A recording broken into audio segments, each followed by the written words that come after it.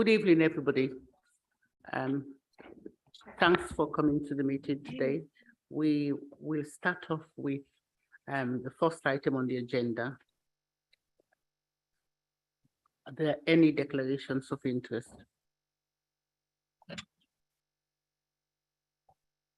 No? None at all. Nobody said anything.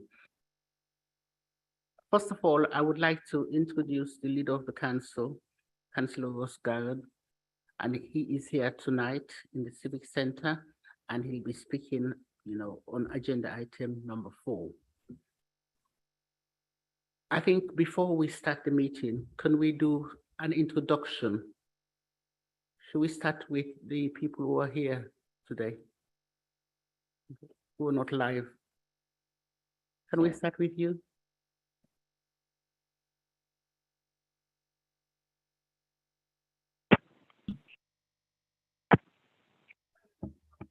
That one? Hi. Good evening. My name is Michael Lord. I'm from Five Aside Theatre. We're a community arts organization that works with the African Caribbean community in Merton and Sutton.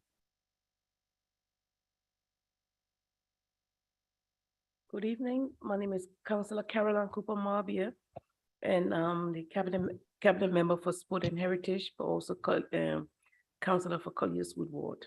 Thank you. Good evening, Councillor Nick McLean. I represent the Cannon Hill Ward. Good evening, Councillor Ross Garrett, leader of Merton Council. Hello, I am Eleanor Stringer. I'm a councillor in Wonder Ward, deputy leader and a cabinet member for Civic Pride, which includes equalities.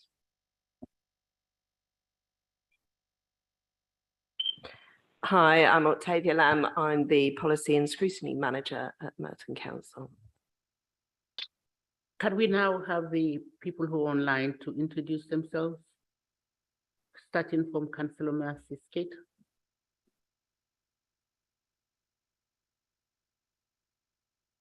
Hello, I'm Councillor Marcy Skeet.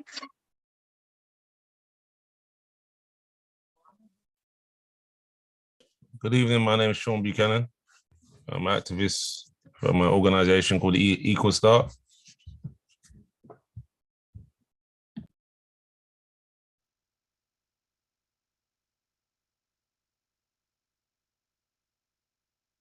There's somebody there next to you as well. Yeah, they'll be looking for. Do you want to get Logie today? Fitzroy, do you want to introduce yourself? Yeah, Fitzroy Dawson, Western Farmers and Friends Association Vice Chair, and community, a CCAP Community Alliance Project, Caribbean Community Alliance Project. I haven't said that for such a long time. Thank you. Thank you. There's somebody on a mobile with no name. You want to introduce yourself? No? Okay. Amanda? Yeah, something's wrong, isn't it? I'll come back to Agatha with that. Okay. Can I just ask a question? What does the actual... Councillor Agasaki Jean, I think Marsh Ward. Okay. Thank you. Is there anybody? Mr. Sheikh, are you there? Logie. Logie? Yeah. Logie, are you there? Yeah, Logie Lohendran from Chair for Merton Seniors Forum. Dr. Agu? Yeah. Yeah, Dr. Agu.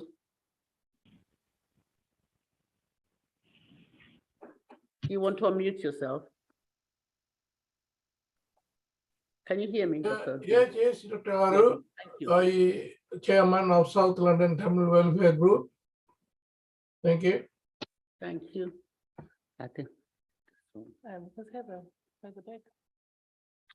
Heather, are you there? I can see you. Hi, it's Heather Begg, Commissioning Officer in Adult Social Care. Okay, thank you, Heather. Good evening, I'm Everett Willis and I help to facilitate this forum. I'm the Equalities Lead for the Council. There is someone whose mobile number ends in 686. Could you just introduce yourself, please, just for the purposes of the minutes? I need to have your name. Thank you. Hi, I'm Bonnie Sharifa. I am the BAME officer of the Labour Party in Wimbledon. I'm sorry, I really didn't hear that. It was very, very muffled. Are you able to say that again for me, please? Can you hear me now? Hello? Yes, sorry, I can. Okay, so my name is Bolu. I am the BAME officer of the Labour Party in Wimbledon. Thank you. And we got Mr. Savage here. Do you want to introduce yourself? Sorry, Mr. Savage.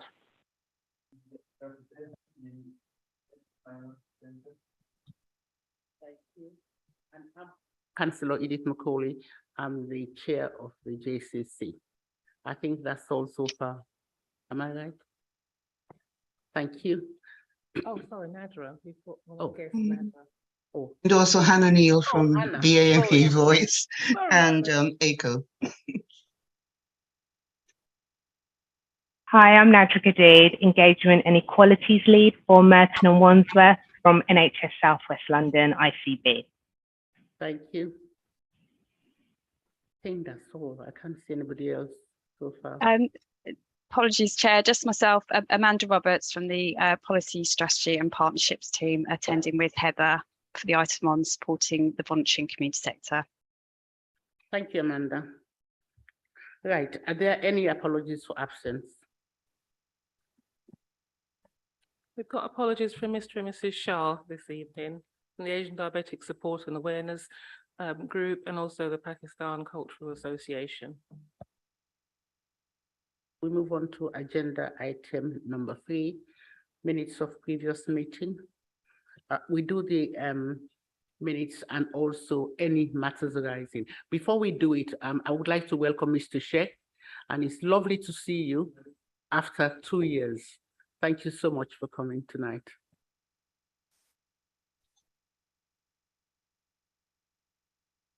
Would you like to introduce yourself, Slavic?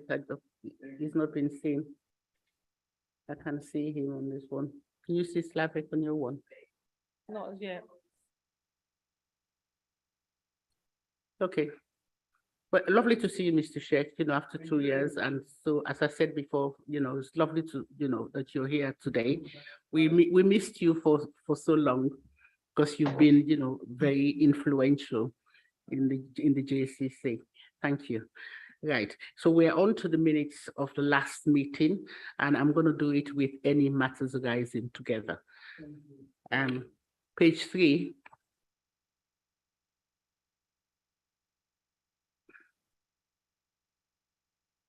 Page 4.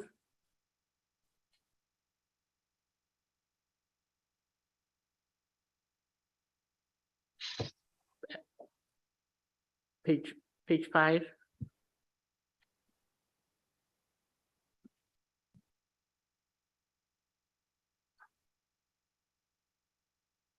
Page 6.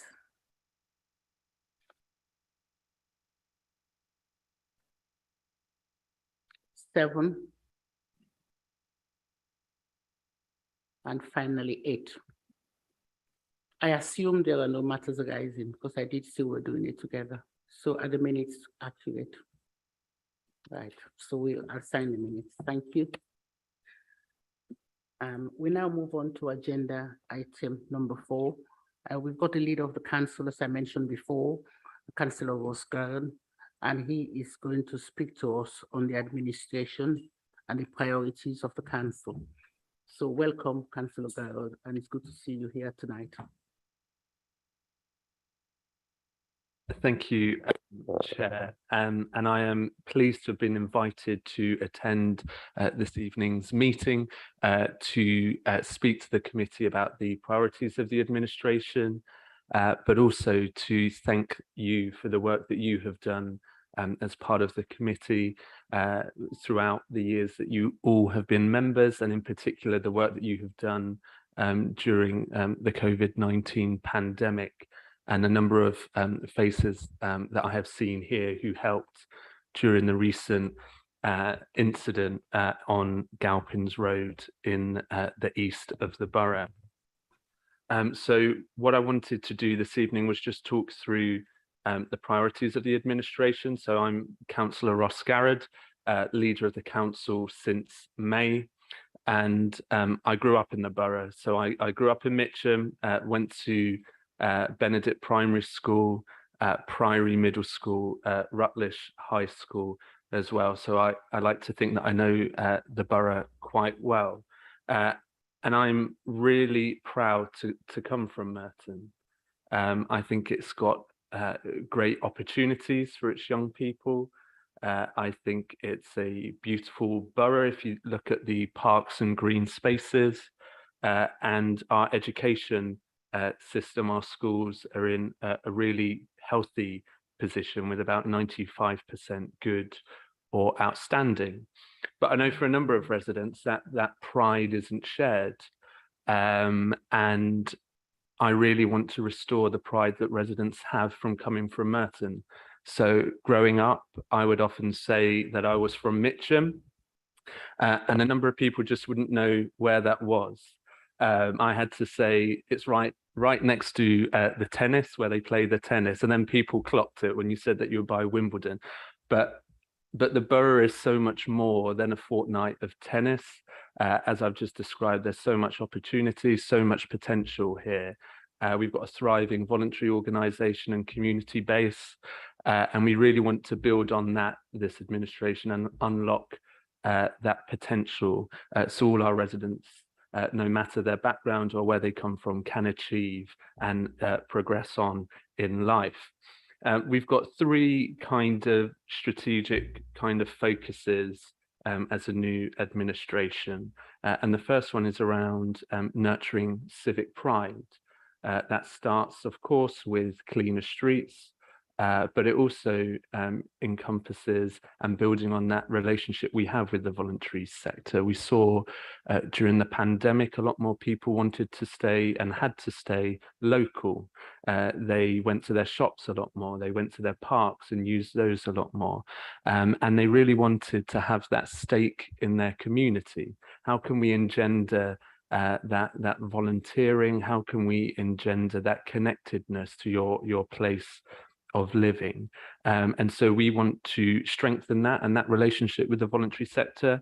We want to ensure that there's a volunteering hub, making it easier for residents to volunteer and take part in any kind of social action projects. The second priority is around building a sustainable future. I want Merton to be on the map for being one of the best places to own or hire an electric vehicle or an electric bike or a normal bike. I think that there is great potential here to develop and build on that, particularly as we look towards our net zero ambitions. But I don't want it to stop there. I want to encourage greener and sustainable developments right across the borough, whether that's residential building or office block building. We need to ensure that we can encourage developers and use that kind of soft power that we have to encourage that type of development so it benefits all of our residents in our community. And lastly, and probably most ambitiously, I want Merton to be the borough of sport, and we've got the cabinet member here for sport and heritage as well as part of your committee, and we've got a fantastic legacy and history of sport in the borough, whether it's All England, whether it's AFC Wimbledon returning home to the borough, whether it's Tooting and Mitcham Football Club, the oldest cricket ground in Mitcham, or all of the fantastic grassroots sports that we have in and around every part of our borough. And I see the role of the council here is how we can leverage that rich sporting history to actually deliver a sporting legacy for our residents. And we'll be looking at putting together a blueprint of how we can really embody being that borough of sport, providing those free weekly sporting sessions for our young people, for our older people. I was very fortunate that I was able to represent the borough in the mini marathon many years ago, and I know how important sport is for people. And it's not just about creating the next Olympians or the next football stars, but it's also the benefits to people's health, but also the soft skills that it can help develop, whether that's teamwork, whether that's leadership, and help everybody in the borough to go on and do and fulfill their ultimate potential. So that was kind of a whirlwind stop in terms of the main priorities for the authority. And I just want to say that as an authority, we really want to work closely with this forum here, the committee, to ensure that all of our policies actually are beneficial to the whole of the borough, all of our residents in every corner of the borough as well. And so I look forward to working with you as we develop and deliver on those priorities. Thank you. Thank you, Councillor Garrett. Before he leaves, I think it would be good if anybody has any questions, briefly to ask the leader. I'm sure he'll be delighted to take a few questions. Anybody online or here?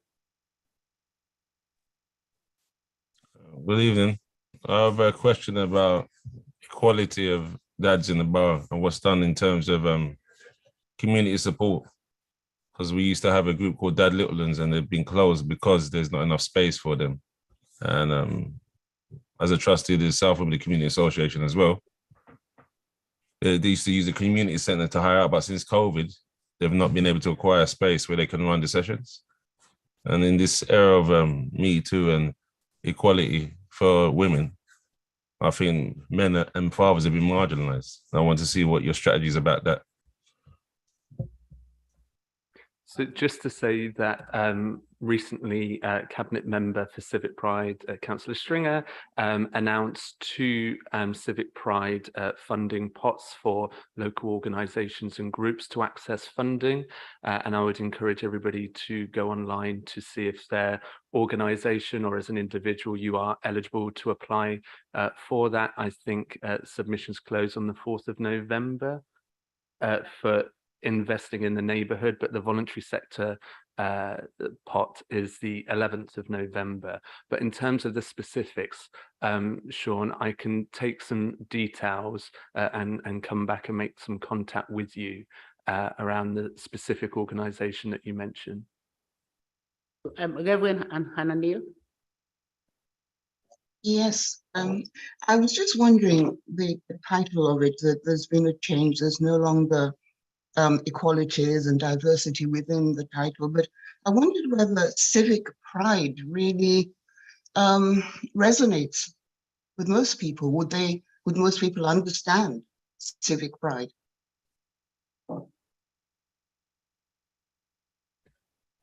Sorry, could you repeat the question? Reverend Hannah Neal, can you repeat the question again, please? Yes, I can. It's the title of the whole thing, civic pride.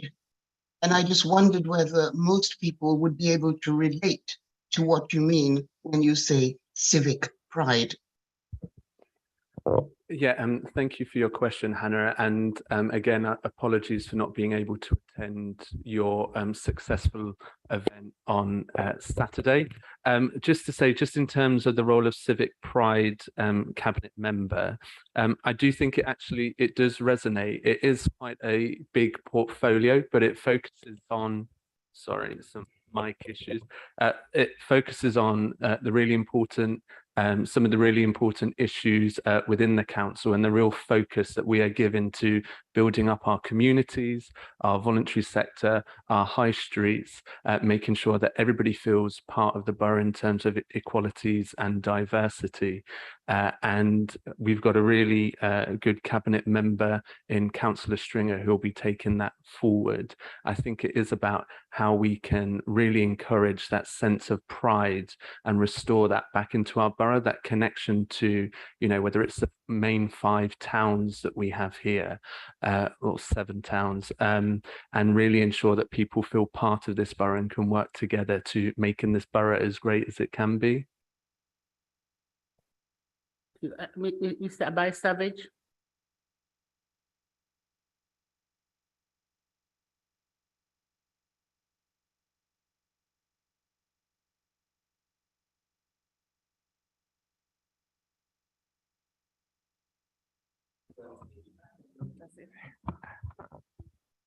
I was just wondering really when the word is used, civic pride, because if we talk about pride, it's like being a member or feel belonging to it as part of a component within the whole. That's how I see pride. But to me, I don't think it is to that extent, because we still talk about the division within the boroughs, say Wimbledon, Mitcham, Modern, that line is still there, and that the deprivation of some areas is still there, which makes one feel to say, well, if I'm in Mitcham, where I live, I don't see much activities going there. I don't see much, collaboration or feeling part of the council as a whole. The tendency I tend to get when I walk along there or I see there or the people I meet with is just that segregation is still there, which makes me feel, well, if we're going to talk about civic pride, then one's beginning to doubt whether that terminology should be used at all if some of us don't feel belong to it, because the line is still there, as I see it. Thank you. I think I would politely disagree. I think having a cabinet member that is focused on developing that pride in community, pride in where you live, is actually really important to help foster that proudness of where you're coming from, and to really focus in on some of those issues that you talk about, feeling disconnected from the council, not feeling part of things that are going on elsewhere in the borough. And that's why it was really important for us, particularly leaning on the borough of sport theme, to speak to All England and ask them to actually bring a screen to Mitcham during the tennis fortnight. There's never been a screen in Mitcham before showing the tennis. It seems to happen if you live in Mitcham, and I grew up in Mitcham, it happens in the distance. And it's about how can we ensure that everybody feels part of that borough and feels connected to it. And that means sharing in some of the positive things like the Wimbledon fortnight, and ensuring that we are bringing that to communities, that we do have that TV screen that was there over the summer for the tennis as well. And we do have to do work to make people feel proud and feel connected. And that's exactly why we've got a cabinet member to really drive and spearhead that. Can't see anybody else online so far. Are there any further questions? No? Oh, okay. Yeah. It's not really a question. It's just really to endorse the leader of the council and what they're attempting to do. I appreciate there is still division, but I think having a dedicated cabinet member is a step most definitely in the right direction, an attempt to install pride in our communities and bring together and make us a borough, a Merton. Well, I think we all recognise that in the differences, but this is a good attempt to alleviate that and address it. And I certainly, as a Conservative and an opposition councillor, but I welcome the council's initiative. I think I too will. Mr. Sheikh, I know you will always ask a question.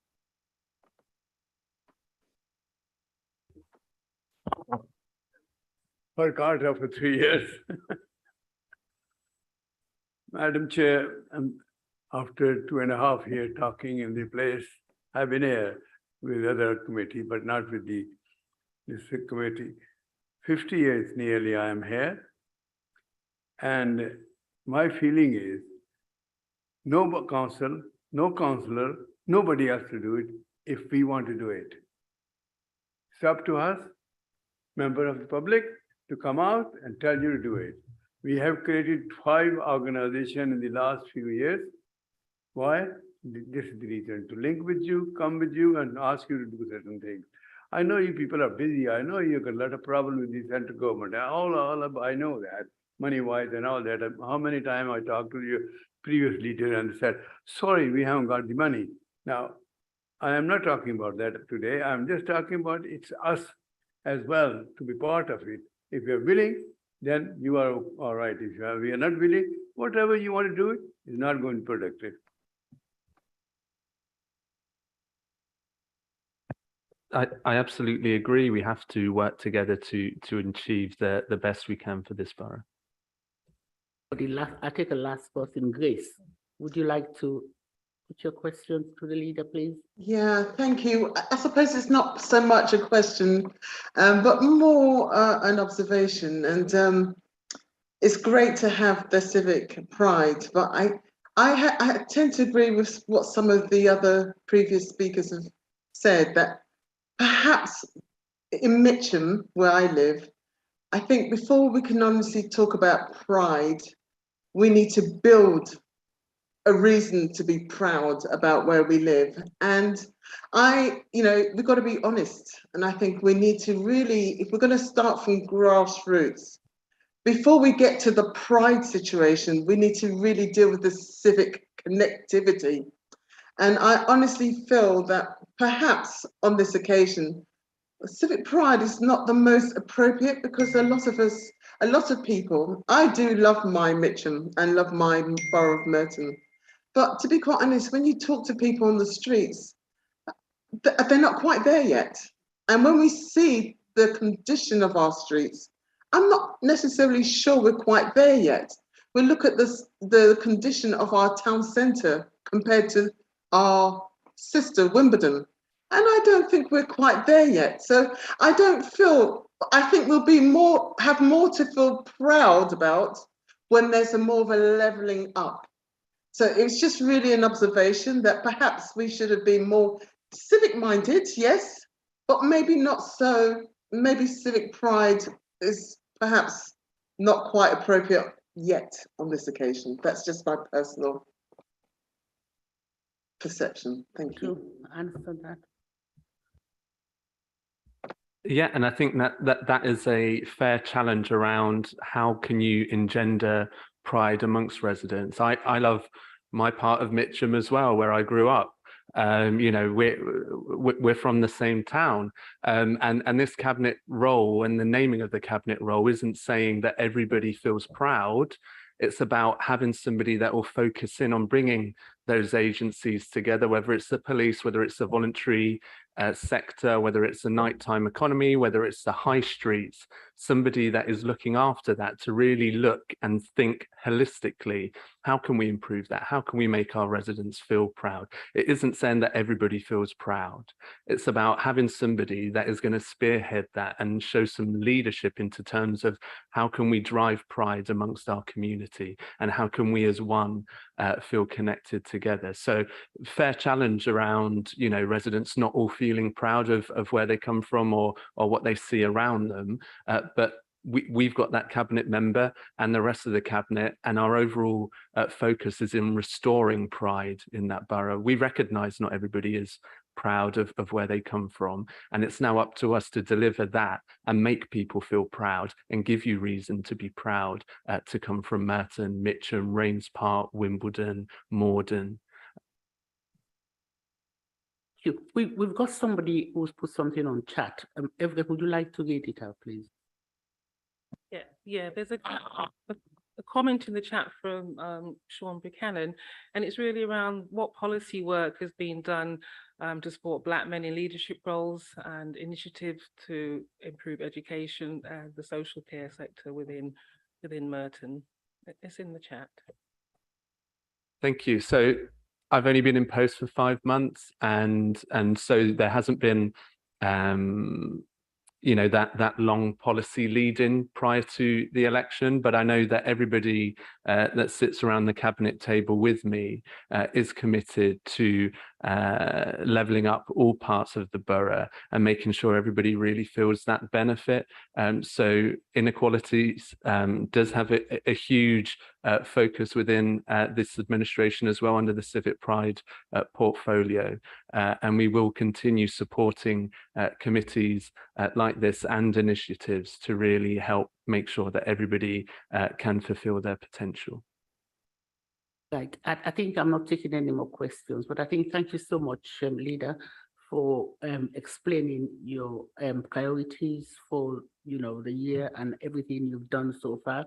It's been great having you at our first meeting, and I'm delighted to say this group of people who are here always ask sensible questions, and I'm delighted you have answered it very well. Thank you so much for coming.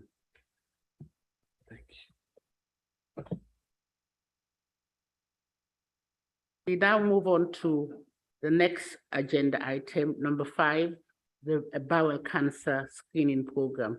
We have Lisa Lina Asara. Is she online?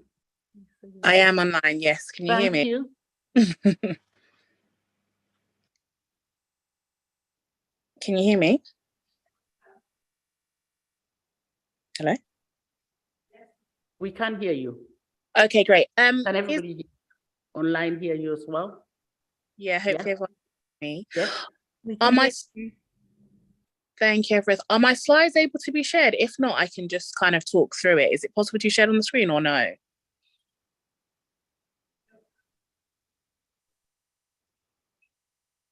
I can easily talk through it if it's not possible.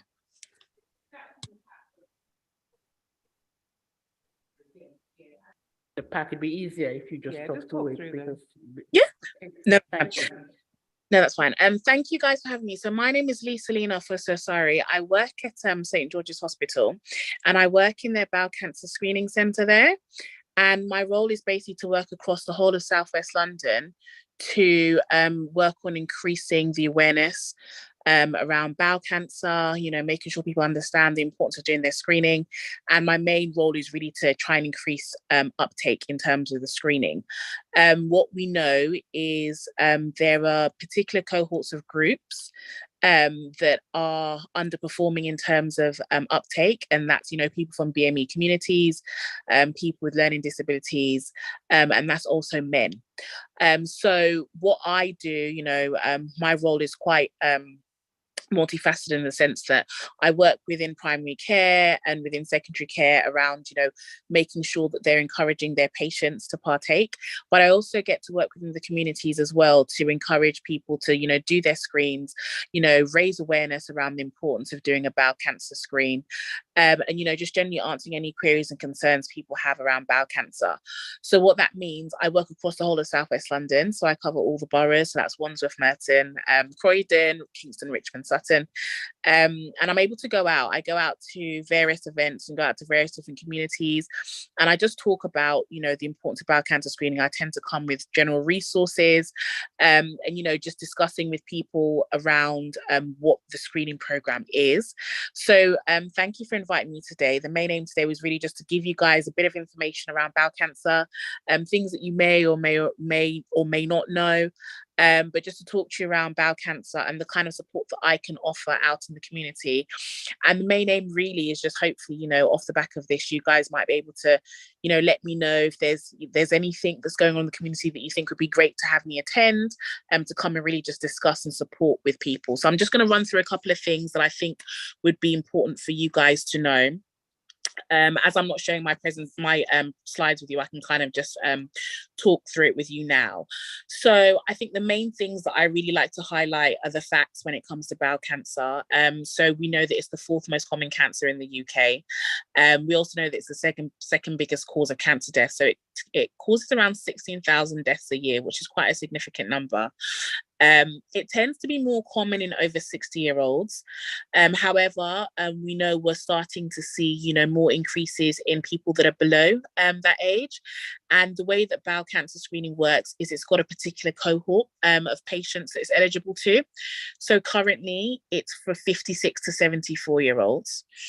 So even if, you know, anyone that's called, even if you don't necessarily fall within the age range, you know, the main aim is that you might know people, family and friends that might do. And it's really important that we get the message out there, you know, that whenever they receive their bowel cancer screening kit, that they do their test. So yeah, so it's sent out every 2 years, providing a patient is registered with their GP. They'll automatically be eligible for bowel cancer screening kit, and I'll touch on what that kit is in a second. And so what we're going through at the moment is we're rolling it out. So bowel cancer screening traditionally has always been for 60 to 74-year-olds. But we're going through something called an age extension, which is where we're trying to reduce the age to include it. So it will now include people from 50 years old, right through to 70. So the way that works is, you know, moment, we're including 56 and 58-year-olds, and over the next 2 years, we'll include the remaining years. So that would be 50-year-olds, 52-year-olds, and 54-year-olds. And the way that it works is, you know, once they receive their kit, I'll touch on it in depth in a little bit, but once they receive their kit, it's basically collecting your stool sample and sending it off for processing. So we also know that with bowel cancer, you know, when it comes to early stage diagnosis, and we're looking at stage 1 and 2, we've got about a 98% survival rate. So, you know, 98% of people that are diagnosed in the earliest of stages are able to live, you know, and be cured of their bowel cancer and live perfectly fine. However, if we're looking at late stage, looking around 3 and 4, it drops down to around 43%, which is quite significant. Generally with cancer, we know that the earliest of diagnosis always gives you a better prognosis. But what we really encourage with the bowel cancer screening is, you know, it's really important that people do their test, because it has the ability to be able to either prevent cancers from happening, prevent bowel cancers from developing, or diagnosing them at their earliest stages. And what we know as well is with bowel cancer, it tends to be the ratio tends to be about 1 in 15 with men, and 1 in 18 with women will be diagnosed with bowel cancer during their lifetime. So these are significant figures. It shows that it's slightly more common in men, but again, it's, you know, it's near enough equal numbers. And, you know, it's the only screening program that's eligible to both men and both male and females. So, you know, there's only 3 national screening programs. So we've got bowel, breast and cervical, and of course, breast and cervical are only geared towards females. So, you know, we really encourage men as well, you know, to know that this is a screening program that is available, and it's important that they take part in it. Another thing to really mention is symptoms of bowel cancer. So things that people may or may not be aware of, you know, the main symptoms to really look out for are a change in your bowel habit, firstly. So you might find that you're going to the toilet a bit more than often, or, you know, not going enough. So basically either you've got diarrhea or you've got constipation. You might find that there's blood in your stool. So one thing I always encourage people to do is once they go to the toilet, you know, make sure that you're checking, make sure you're looking, once you finish doing your poo, make sure you look in the toilet, see if there's any blood. Whenever you wipe your bottom, make sure you check the tissue to see if there's any blood on your stool, or, you know, any blood in the tissue, because we know that blood can be an early indication of bowel cancer. So we encourage people to really get into the habit of checking the toilets whenever they're done. Also, if you find that you've got a lump in your tummy or pain in your tummy, it's really important to make sure that you get yourself seen to. And also unexplained weight loss or feeling bloated. So with unexplained weight loss, if you find that you're losing weight without, you know, specifically doing anything or trying hard to lose weight and you're losing it, that could be a sign of bowel cancer. And also feeling bloated. Something to bear in mind when it comes to these symptoms is that, you know, just because you develop them, it does not mean that, you know, it's bowel cancer. They are very vague symptoms. They could easily be anything else. But what we say is if you notice that you're developing these symptoms and you're noticing it for a period of time, so we say at least 2 weeks, if you notice that, then it's really important that you go and you get yourself seen to by a health professional so further tests can be done. So that's the main things to kind of know around bowel cancer. And, you know, because these, we know that people develop symptoms of bowel cancer, and because we know that, you know, the stats are quite great in terms of what I told you about it, you know, being the 4th most common cancer and the 2nd biggest cause of cancer deaths. Because of that, there's really a push on encouraging people to do the bowel cancer screening test when they receive it. So to touch on how the test works, it's something called a FIT test, a fecal immunochemical test. It's basically a small tube that will be sent out to the patient in the post. It's a small little pot.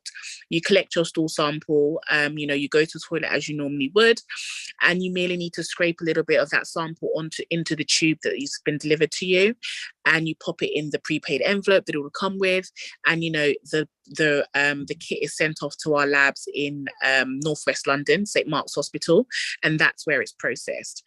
And what it's looking for, as I said, it's looking for traces of blood. So if there are a significant amount of if there is a significant amount of blood that's found in your stool, that could possibly be a sign of bowel cancer. But that's not necessarily the case. But what it does mean is that further investigation would need to take place. And, once that will be classed as a positive result. And if a patient does have a positive result after having sent off their kit, you normally get your results within 2 weeks. You would then be offered an appointment where I work. So I work at St. George's Hospital, and we cover the whole of South West London. So a patient would be offered an appointment to come into our hospital, discuss with our specialist nurses what finding blood in your stool means. And the next stage would be basically trying to investigate and identify what's causing it. And normally the routine would be something called a colonoscopy, which you may have heard of. And that's basically a camera being put through your back passage, through your bottom to look inside your bowel. And it's looking inside your bowel to see, what's causing that blood. And if there's anything, cause for concern, if there's a possible bowel cancer there or not. So that's kind of, how the screening kit works. Really simple, really straightforward. But what we found is that people receive the kits in the post and they don't necessarily do it. There's a range of reasons why they may not do it. They may not understand the importance of doing a test. Quite often whenever people receive their bowel cancer screening kits, it tends to be the first time they've actually heard about it. One of the things we found is that in terms of raising awareness and health promotion around it, there isn't as much of a push when it comes to literature around bowel cancer as there is with, for example, breast cancer, you might hear more about, or lung cancer, for example. So people will receive their kits in the post and not necessarily know how important it is to do it, which is where my role comes in. So, I go out in the community, I talk around the importance of doing bowel cancer screening. I talk about symptoms as well, because with bowel cancer screening, something to highlight is, as long as you fall within the age range that I mentioned, 56 to 74, you'll receive your screening kit. So quite often it's not actually sent out to people that are symptomatic. It's actually just sent out. We assume we just send it out to generally a healthy population, and we're just screening, as like a safety measure. So what that means is, there'll be people outside of that age, so people younger than 56, for example, that are not eligible for screening, but they may display the symptoms that I mentioned. And in that sense, it's really important that they go and, see their GP, because a GP can't do a screening test with them, but they can do other tests to identify what's going on. And, these are the conversations that I have when I'm out in the community, talking to people, making sure they understand that even if you're not eligible for screening, it's really important to know what the signs and symptoms are of bowel cancer. So, if you do develop them, or anyone develops them, they understand that the next stage would be to go and seek help from a health professional. So, yes, that basically kind of sums up what I do. And I would go out to events, and I have loads of resources. I kind of set up stalls and, just generally discuss with all members of the community around the importance of screening and answer any questions. I find that, people don't always necessarily go and engage with their GPs. So it's great to sometimes come out into settings where come out into people's natural settings and, just offer them support, which they may not have necessarily had because they may not be going to a GP or a health professional to seek advice. So if I tend to come out to events or just come out to certain settings that we know we're going to have different members of the community there, it's great for me to engage. So that's kind of my role in a nutshell, and kind of bowel cancer, just kind of really run through very briefly. But I guess today is really just about letting you guys know that I'm here. This is what I do. I'm working across all of South West London, and answering any questions that you guys may have, obviously, and just moving forward from this, if you guys can get in contact with me and let me know if you think there's anything that you've got that you would be happy for me to attend and try and share the information. So that's kind of everything for me. Thank you very much, Lisa, for your presentation, which is great. Before I take any questions, I think I would like to welcome people who have joined us. They've been on the screen for a little while. Councillor Slavek Stefanski, Councillor Hina Bukhari, and Councillor Joan Henry. Welcome to the meeting tonight. And Councillor Gould. I've just seen you as well. Thank you. Now, are there any questions at all for Lisa? Yes, I can see. Yep. I can see Councillor Hina Bukhari. Can we start off with you, please? Yes, thank you so much for the presentation. We were already, we went through your slides as we were giving them beforehand. So we did manage to see the work that you've already done in that PowerPoint. So thank you very much for putting all the effort in. One of the the aspects of your PowerPoint actually went through some of the barriers to participation in bowel screening, the lower uptake among ethnic minority groups, males being less likely to take part, lower social economic group as well. What can the council do to help break down some of those barriers? What kind of support do you need? And what more what kind of methods are you trying to do yourself at the moment that we can just be supporting you on in this particular area? Thank you. Yeah, so I guess for me, it's really around areas of health promotion and also taking opportunities wherever we know there's events. So firstly, it's really around if there's any events or things that we can kind of put on, or you guys have got going on in the area that you think would be great for me to come and support in. That is the key kind of thing, because I think for me, like I was saying, getting out into the communities, actually being able to go to certain events would be a great start.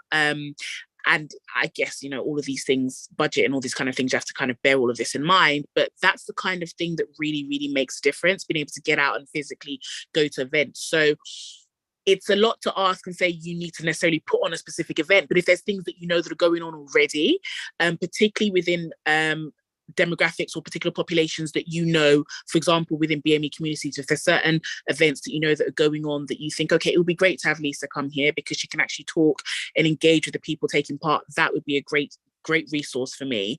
And also just ways to kind of raise awareness in terms of health promotion. So if there are places where I've got access to so many resources, free resources, leaflets, posters. So even just being able to say to me, okay, Lisa, there are these particular places that we would be able to get your resources put. There's certain places. For example, I'm working with Wandsworth Library at the moment to be able to set up dedicated bowel cancer awareness slots within each of the libraries.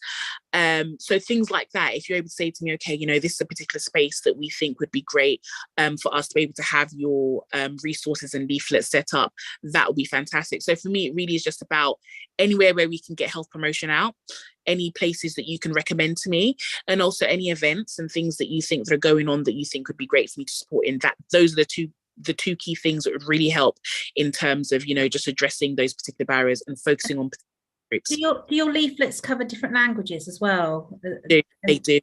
So okay. if you know what the particularly what the common languages are that you would need, I can definitely get that interpreted and printed off and sent out basically. So yeah. Thank you very much. You're welcome. Thank you for the question. Can I have Logie, please?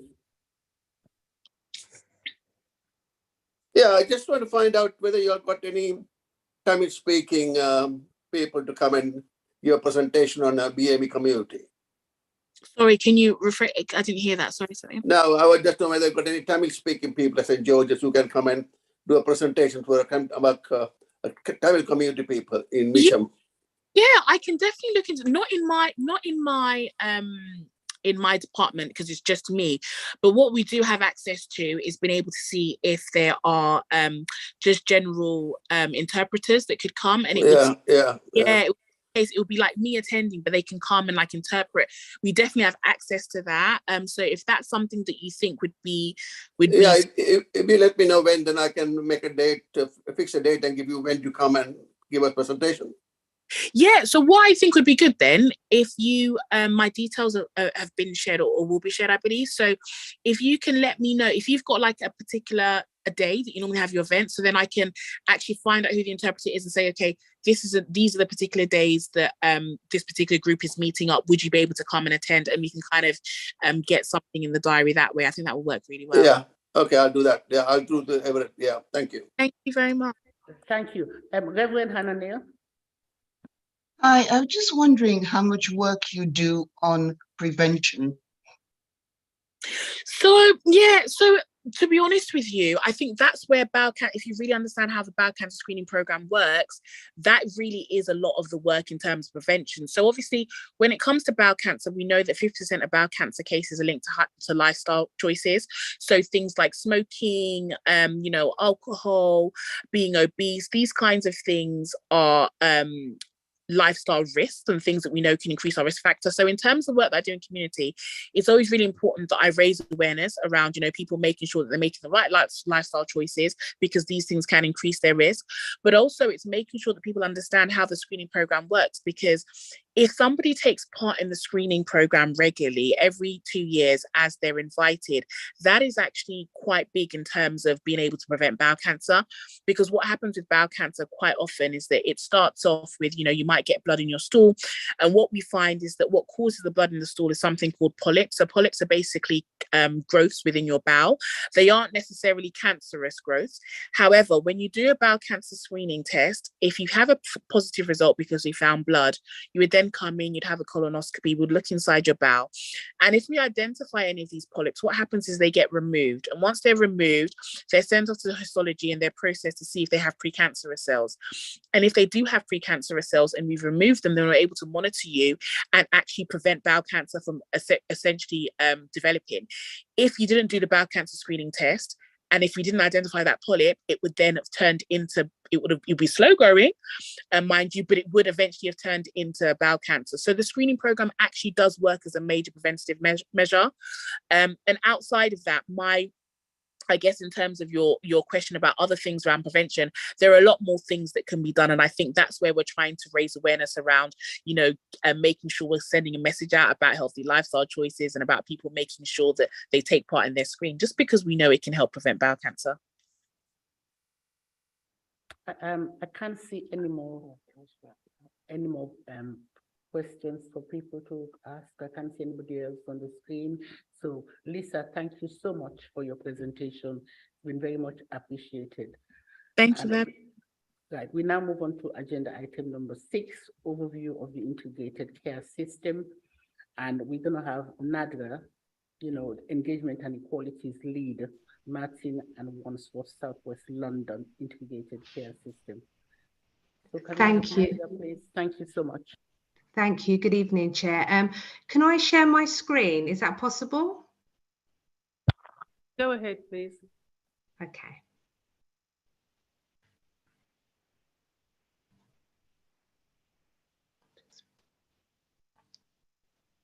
Can you see that now?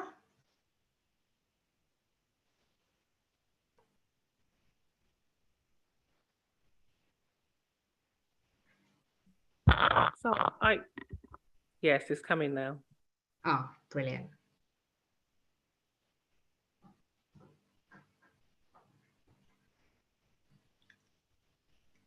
Can you see that now? Is that?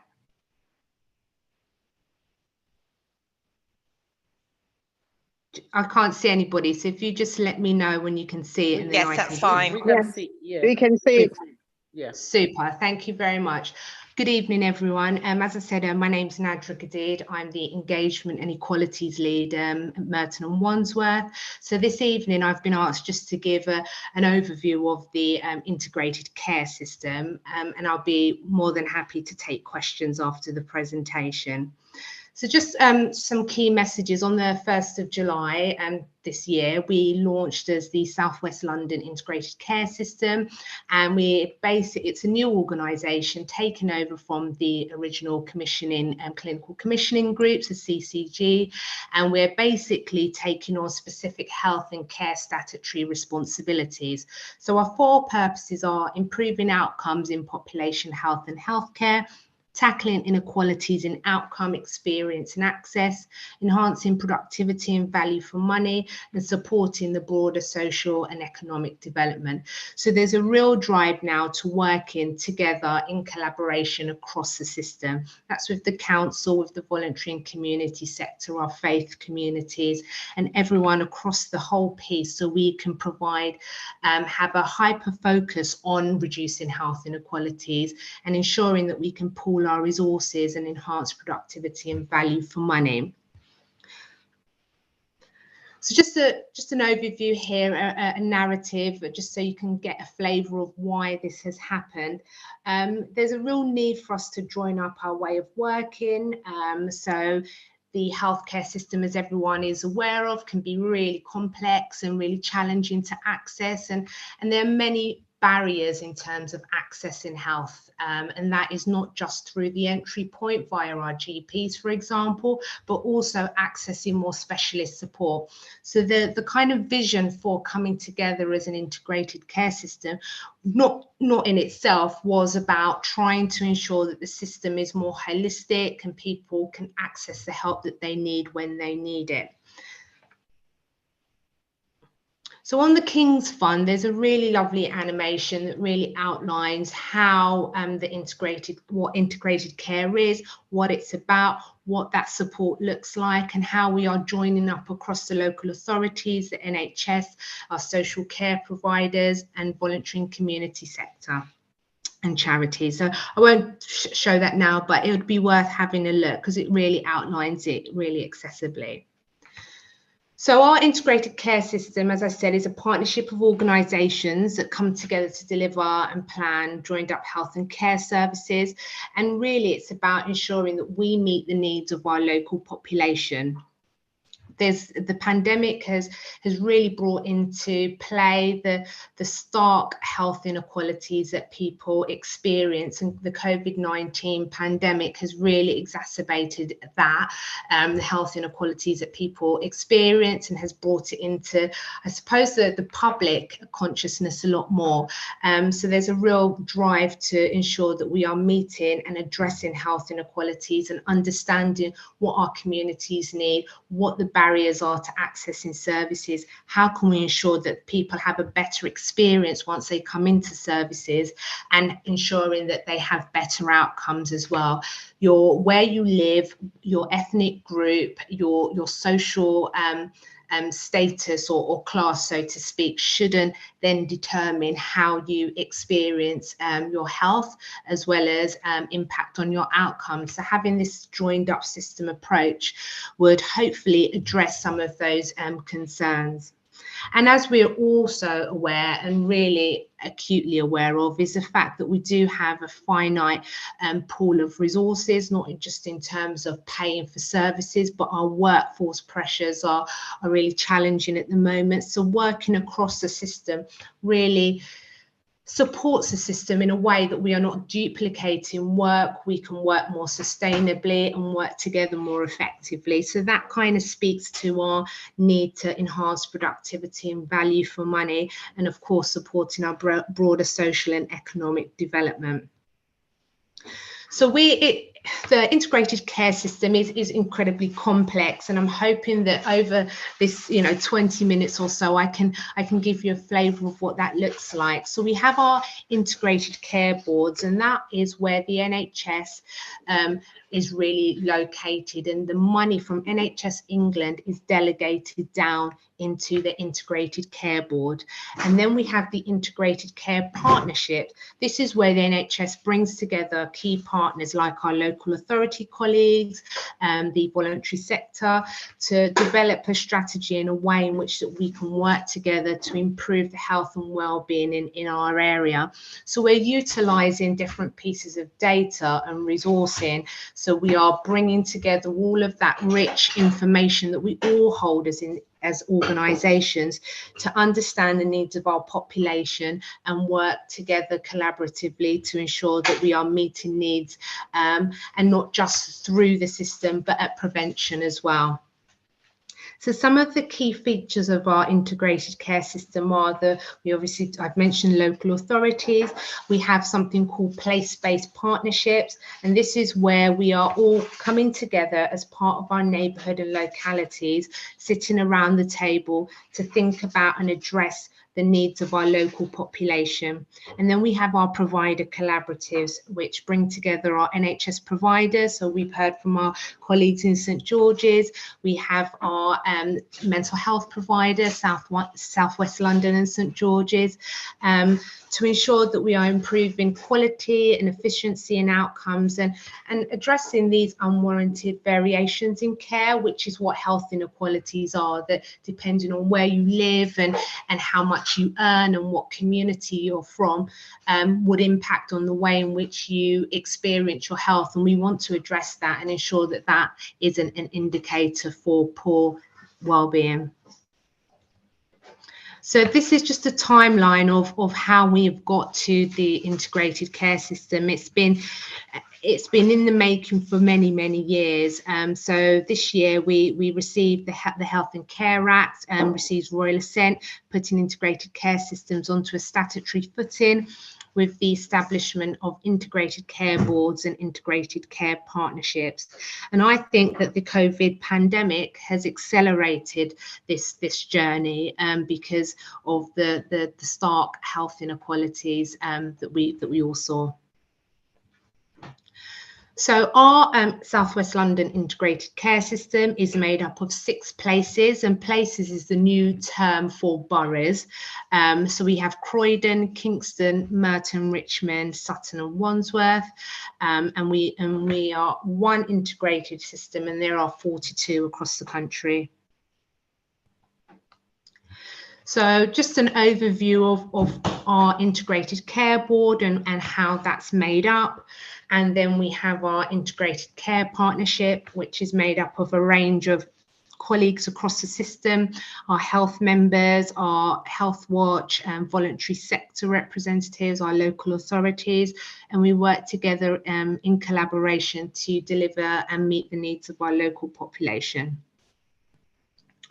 So just again, here are our place-based partnerships. So in Merton, we obviously have the council, and then St George's Hospital, Merton Health Watch, South West London and St George's Mental Health Trust, our Merton voluntary sector organisations, and then of course NHS South West London. So our provider collaboratives are partnership arrangements involving 2 or more trusts working across multiple places to realise the benefits of mutual aid and working at scale. So when we talk about working across multiple places, this is working across multiple boroughs, because people don't fit in kind of neat geographical boundaries. For example, South West London and St George's will have people that access mental health specialists, mental health support across South West London. So it's not just those that live in Merton or Wandsworth. So it's about understanding and trying to meet the complexities of our communities. And then we have our acute provider collaboratives, as well as our Royal Marsden partners as well. So in summary, our 4 key drivers are improving the outcomes of our population, health and our healthcare, and tackling health inequalities, and ensuring that we enhance productivity and value for money, and having support across our system for our social and economic development. In order for our NHS to survive and to thrive, we really need to think about how we are working, what we are doing to kind of meet the needs of our population. Our population are becoming far more complex, more diverse, a range of health issues and comorbidities. People are living for longer, and we also have stretched economic overview as well. So the landscape is incredibly challenged. So what can we do as a system to ensure that we are meeting the needs of our population in the best way that we can? So here are some of our other health and care partners across our 6 places or our boroughs. And in essence, collaborating, I mean, as I spoke to previously in the presentation, that there are lots of benefits, but some of the benefits obviously include improving the health of children and young people. And we really saw the impact of the pandemic on our children and young people, particularly in the way that the lockdowns impacted on education, children living in poverty, and how not being able to get into school and have that socialization and have a hot meal, all of that impacted on children and young people's mental health. Supporting people to stay well and independent. So again, there's something around how we support people through hospital care, discharging people into the community, what our community assets are, what kind of infrastructure is there to ensure that people can live as independently for as long as possible, ensuring that we are acting sooner to help those with preventable conditions. A lot of the things that we see now in terms of health, long-term health conditions are preventable. So there's a big piece of work around prevention and health improvement, and ensuring that people are seen sooner so they can have a better prognosis and ultimately live for longer and have a healthier life. So it's not necessarily saying that living for longer is the key goal. The goal is to ensure that people have healthier lives rather than longer lives. Also ensuring that supporting people with long-term conditions and mental health issues. Again, that's another complex challenge, but by collaborating, it's something that we can address as a system, because in terms of mental health issues, and I think as well, actually, in terms of the cost of living crisis, it's a cross-cutting theme. If people don't have anywhere to live or food to eat or can pay their energy bills, their health will be compounded and exacerbated immensely. How can we also think about caring for those with multiple needs as our population ages, and also getting the best from our collective resources so people get care as quickly as possible? So that speaks to that objective around productivity and value for money. So this is just an overview of our integrated care systems in England. So this is a national picture. And across the country, there will be different needs and key themes and trends emerging, but essentially health inequalities is something that it cuts across our system, and something that we all need to address to ensure that we are supporting our population in the best way possible. And here is what South West London Integrated Care System is made up of, our 3 parts. So we have our integrated care system at South West London level. So that's our kind of overarching organisation. And then our ICS places. So our place here would be Merton, and I work across Wandsworth as well. And then our provider collaboratives. And this is our leadership board, our chief executive, our executives across the ICB. I come under Charlotte Gorn, who is the Executive Director for Comms and Strategic Stakeholder Relations. So I work as part of the engagement team for Merton and Wandsworth.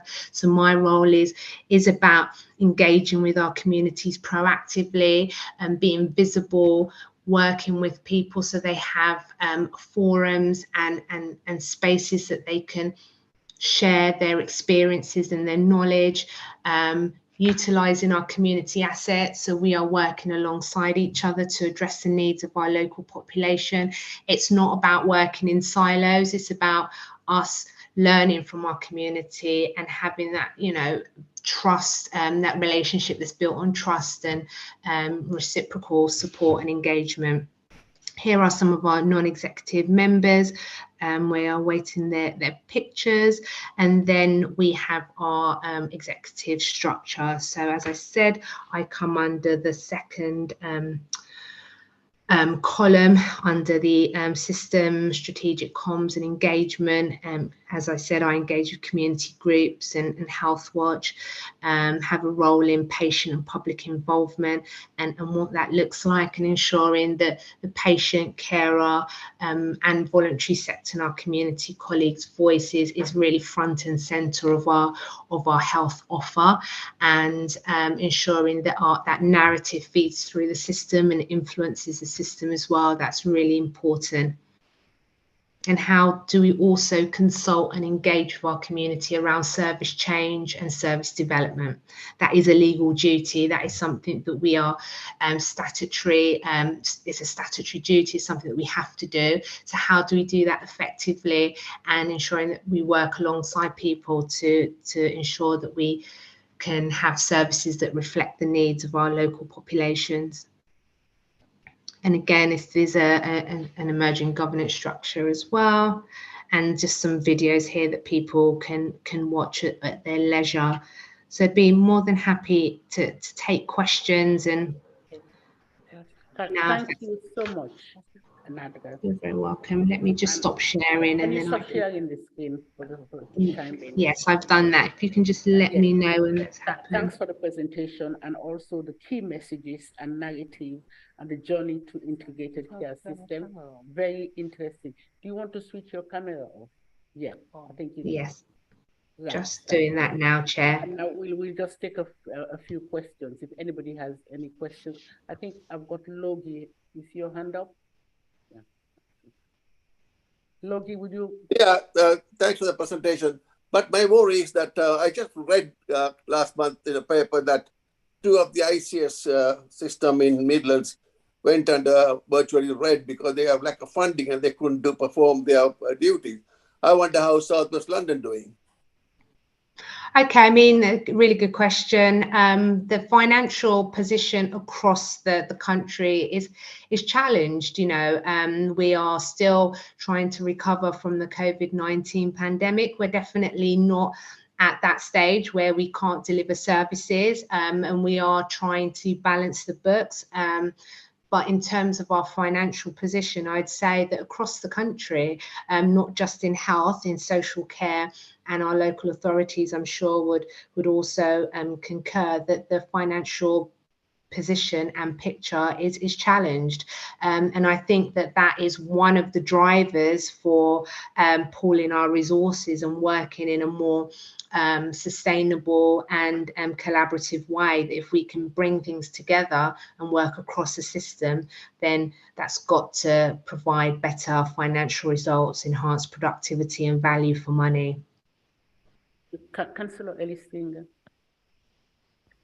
Thank you very much. Yeah, I just wondered if you could confirm who the voluntary sector representative is in Merton, because I assume they'd be a key point of contact for many of the people here. Absolutely, thank you. Yes, so we link in closely with Merton Connected, our deputy director for Merton, also chairs our Merton Health and Together partnership and our committee as well, which is made up of our partners and our members. So we're very engaged with our local communities, Health Watch, and our voluntary sector colleagues. Are there any further questions? I can't see anybody.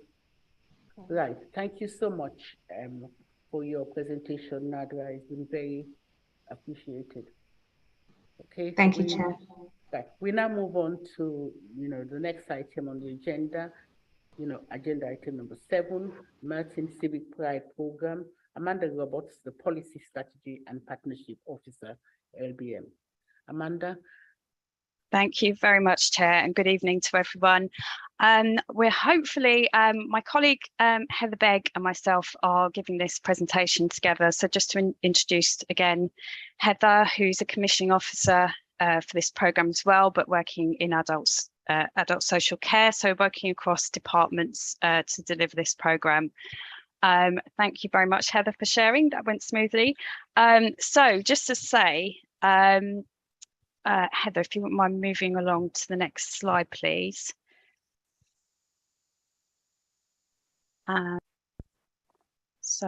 We seem to be stuck.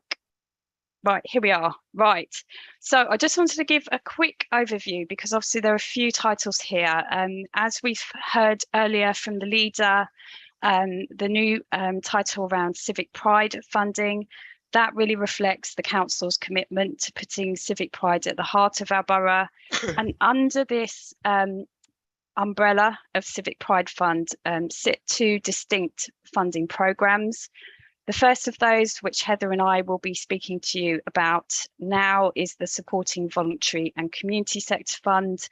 And there is also a separate Investing in Neighbourhoods Fund, also launched this month, which our colleague Tim Catley will be able to speak about briefly as well. I know Tim's also on the call. Next slide, please, Heather. So the Supporting Voluntary and Community Sector programme was previously named the Strategic Partner Programme, and it has 3 clear key aims. The first of those is to invest in and support Merton's local voluntary and community infrastructure. The second of those is focused around nurturing a strong sense of community and reducing inequalities as well. And the third and final of those is around bringing together preventative services that provide information, advice and support in the community to really strengthen resilience within the community. So that's a kind of brief overview. I wanted to speak very briefly about how the programme is aligned with the Council's new Working Better with Communities framework. This piece of work has been co-produced with local stakeholders over the last year, and we have brought this previously to the JCC, so hopefully this will be somewhat familiar to some of you. If we look at this diagram that Heather has shared, you know, there was some commentary earlier around civic connectivity, and I think this very much kind of demonstrates that approach. The framework includes a vision for how we aim to work with communities and 4 places or domains where people might find help or support in Merton within that inner circle you can see in the middle. Next slide, please, Heather. And I just wanted to add briefly that the framework also identifies 8 ways of working under each of those domains or themes. Under the second of those domains, looking for and addressing inequalities was a key sub-theme that came up through the work around developing the framework as a key area, and that's sort of been reflected in the programme as well. Next slide, please, Heather. So, as mentioned, the Supporting the Voluntary and Community Sector Fund is also divided into 4 themes, and they align with this new Working Better with Communities framework. The themes are focused around areas where people might find help or support in Merton, and organisations are able to apply for funding against one or more of these themes. And I will now, so it's a very brief overview, I'll now hand over to Heather. Thanks ever so much, Amanda. Can everyone hear me okay? Can people hear me? Yep. Yes. Okay, lovely. Sorry, just checking. Okay. So who can apply for funding? This grants programme is open to voluntary and community sector organisations to bid for, and this includes new and previously funded services. And all of the information that we are describing today is incorporated within a prospectus that you'll be able to find on the Merton Council website, and there is a link to that at the end of this slide deck. The criteria for the fund is set out under the 4 themes as Amanda's just described. And some of the funding is specified for adults 18+, as indicated here. So in theme 1, services that provide help, we are looking to commission services that provide emergency assistance to people in crisis. And this is such an important area, as we all know, with the cost of living emergency. And direct one-to-one help to support adults 18+ in need. Theme 2 looks at services that grow strengths and capabilities and is focused on services that provide good quality information, advice and support. We have set out a tiered model of information, advice and support in the prospectus, ranging from information through to specialist and or more legal representation where necessary.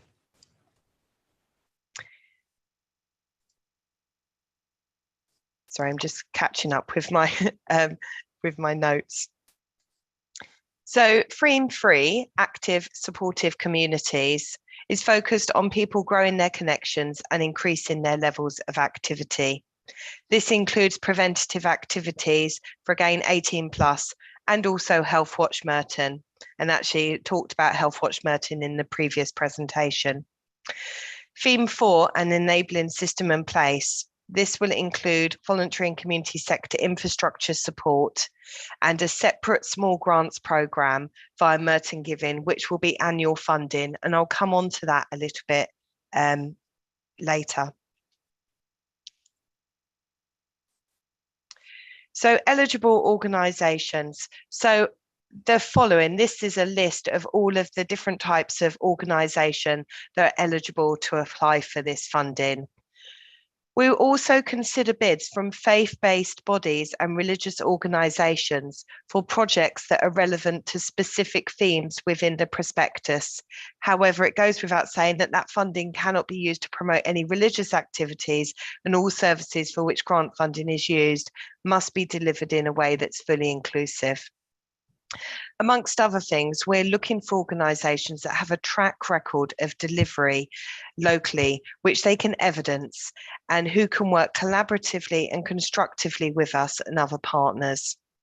We'll also make judgments on the spread geographically in Merton and on the basis of needs, as well as the potential for addressing inequalities. As I said, I was going to come back to small organisations. We've also been actively looking at other ways to support smaller groups. And this was based on a lot of feedback that we had through our work developing the framework, but also with the State of the Sector report and other engagement activities over the last year or so. And we've introduced a dedicated small grant support programme as part of the wider fund to support and develop Merton's small volunteer and community-led organisations, including diversity-led groups. Based on feedback, we've also sought to create a more level playing field for smaller organisations through the wider programme. So we've separated out some of the funding to widen the opportunities for smaller organisations. Also, the council has offered general one-to-one online calls and they're available for organisations who'd like to We've also sought to create a more level playing field for smaller organisations through the wider programme. So we've separated out some of the funding to widen the opportunities. What's happening? Smaller. I do apologise. I don't know what happened there. Okay, it stopped. So I'll carry on. I do apologise. Okay, so yeah, so we've offered one-to-one online calls, and we've also commissioned Merton Connected to provide additional bid advice surgeries and online support webinars, which are specifically for smaller organisations who may have not previously received funding from this programme or done application forms of this sort before. Okay, so we're currently open to bids. We opened on the 3rd of October, and the deadline for funding bids is 5 p.m. on the 11th of November. And then after that, we will convene an evaluation panel and you know, obviously notify funding decisions by the end of December. It's also worth noting that an equality analysis will be carried out alongside the funding recommendations. We have done an initial equality analysis, which was undertaken for the redesign programme and presented to a collaborative working group in August. It's doing it again, isn't it? I do apologise. And the analysis will be reviewed and updated. I'm trying to stop talking so my voice can catch up. Okay, so just want to put the slide there with mine and Amanda's contacts, and if anyone's got any questions they want to, or anything specific they would like to ask, do feel free to email voluntary.sector@merton.gov.uk, and if you follow that link there, that will take you to the funding prospectus and the application form. Thank you ever so much, Chair, and apologies for the sound issues there. Thank you, Heather and Amanda. Is Tim going to say something? Is he coming in? No? everybody. Can you hear me? Let me just start my video. Hello, everybody. Yes, I've got a very brief presentation to give myself. Just bear with me while I try and share my screen.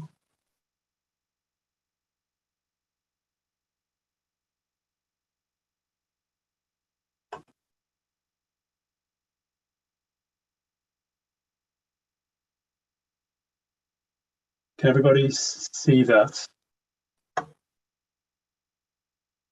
No, there's nothing there. How about now? Nope.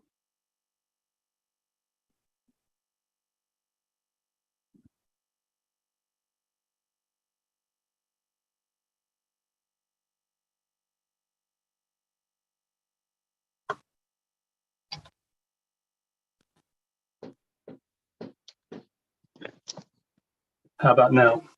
Yeah, Right. thank you. So I'm quite new to Zoom, which is unusual, but there we go. So what we've got here is it's gone to the wrong screen again.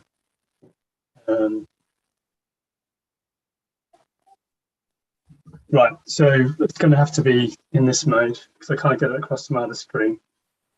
So we've got some money here as well. Basically, we've got about £750,000 to share amongst bidders this year. You might have heard about the Neighbourhood Fund, which we've been running for about 4 years. The Civic Pride Investing in Neighbourhoods Fund is basically the new name for the Neighbourhood Fund. And just moving on to the next slide. So what is this funding for? It's for projects that address demands placed on Merton's neighbourhoods by new developments such as housing. So effectively, these developers have to pay us what's called the community infrastructure levy. And a portion of that money that we receive from these developers gets paid into a pot which funds these annual bidding rounds that we run. Can I apply? Yes. It's open to both external organisations and residents who have an idea that the council can implement. And when is the deadline for applications? So it's currently open, and the deadline is Friday, the 4th of November at 5 p.m. And then finally, how can I find out more and bid? Visit our website. And I'll quickly take you to the website. I'm hoping that it will work. Going to my other screen, but hopefully I can put it across.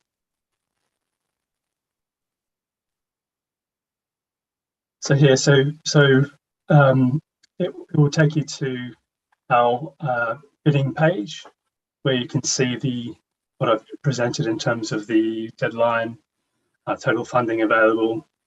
It also shows a few examples of what we've funded in the past. So some schemes that have been delivered by the council include improving the parade at Bramcote Parade in Mitcham, near Mitcham Cricket Green. So you can see you might be able to see the before and after pictures there.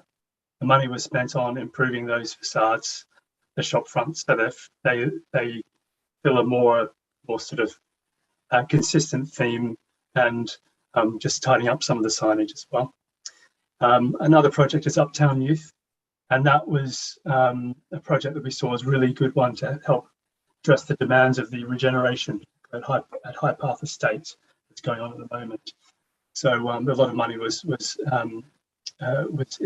coming forward from that development, and we can justify the investment into Uptown Youth to support things like the first aid program that these chaps benefit from. You can see their first aid certificates there in that photo. Improvements to recreation grounds. A recent investment is in Collieswood Rec, in terms of a shared play area between the public and the local school there. And it's due to be finished or very close to completion now, that one. The signage on the Abbey Rec pavilion there, is it all facility there? Hartfield Walk in Wimbledon, some public realm improvements there to improve it as it was a forgotten place in in Wimbledon Town Centre, linking the car park and roads to the rear to the main Broadway. It's actually been livened up and is a better place for the store holders now. And it's sort of quite interactive for children as well. You can see the colours there and some of the things in terms of sustainability. And Morden, by the Morden Baptist Church, invested money as part of a larger investment into Morden Town Centre. So the little area to the side of the church was improved, and that's an area for everyone off the street can visit for their lunch. They've picked up some lunch, they can go and sit there. Anyone can use it. And then Dean City Farm has benefited from investments in their landscaping and the provision for the horse riding as well on the surface there. Just some examples of, I think all in all, we've had about 6 different projects over quite a wide range. The key theme that brings it together is needs to be linked back to the developments that we've had, and most all these projects have got some sort of benefit, or it's addressing a demand that these developments place on the borough. So the website, move down, does explain that you can apply. So external organisations, and we would secure a grant agreement with those organisations that are successful. And local residents can, if they've got an idea, can bid in and see if the council can deliver it. The website sets out the steps you need to follow to apply. So in step 6, there's the actual link to the online bid form. Before that sort of runs you through step by step what you need to do so that you're ready to submit your bid. As part of the application process, you need to submit accompanying information to support your bid, to show that how you address our priorities, which are set out earlier on in the steps. But also you need to, one of the priorities is to submit an endorsement from a ward councillor. So other than a cabinet member, we would need an endorsement, a written endorsement of a ward member. And then final link there is what happens next. So once you bid, then it does set out the process for those bidders that are successful, and in terms of when the funding is likely to be available.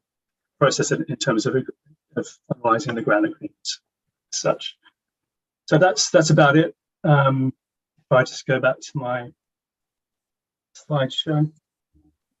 Right, thank you very much, Amanda, Heather, and team for your presentation. I will now take questions. I think we've got the first. Ask Tim to stop sharing the screen. I'll stop sharing. Apparently, you're still sharing. I just so you know. Okay. Can be distributed to the group, so very welcome to share it amongst your organisations as well. Okay. And okay, thank you. Councillor Gould, we'll take the first question from Councillor Gould. Thank you very much, both. That was a great update. Just to confirm the monies, so is it 750,000 to share between the Neighbourhood Fund and the Civic Pride Fund, or is that have I got that right? So I'll take that one. So the £750,000 is just for the Investing in Neighbourhoods Fund. Okay. So that side of the tree, if you recall that tree that Amanda presented at the start. So it's just for one of the funds. So how much is it for the Civic Pride Fund? Do you know? Amanda, did you? I think it's so. We've got 750, and then the others. Yeah. Right. Top of my head, the total funding. There are different amounts of funding allocated across each of the 4 themes. We can share with you that after the meeting. But yeah, against each of the 4 themes, Heather, unless you know the overall total, we can confirm that straight after the meeting for you. It's quite significant over 3 years, so it's around 5 million. But let's get the exact figure and we'll put it into the chat. That. Okay, thank you very much. Thank you. Thank you, Reverend Hannah Neal. Yes, I'd just like to thank the team there for putting this small emphasis on small organizations. We've been campaigning for many, many years because most of the BAME organizations, as you know, are small organizations.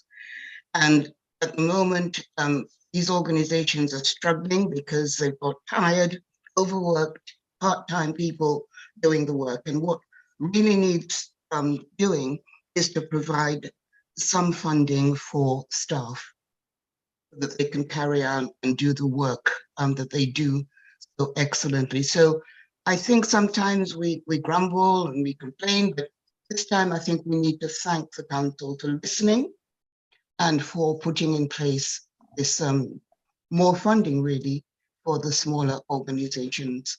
Thank you. Anyone else online who want to ask a question? No, I can't see anybody. Anybody here? Oh, Councillor Stringer, sorry. I was looking to the other side. I'm sorry, yeah, mine is definitely more of a comment than a question, but I hope I'm allowed that. So yes, so Hannah, thank you very much for those words of thanks. And yes, I've heard you very, very clearly from when we met a few months ago that this has been an issue in the past. And I was really glad that the team working on this work had been doing it so much in collaboration with the sector that they've really clearly got that message as well. So it's great we're doing this work on smaller organizations. Just on the point on amounts, so yeah, 750,000 for the investing in neighborhoods, and that is this year, and then there'll be more funding available next year. That amount is driven by the amount of development that's happened. So because there was less development during the COVID years, that is a bit less money than last year. So we're hoping that there's more development and we're having collecting more community infrastructure levy. And so I suppose what my message is, anyone who isn't successful this year, do apply again next year.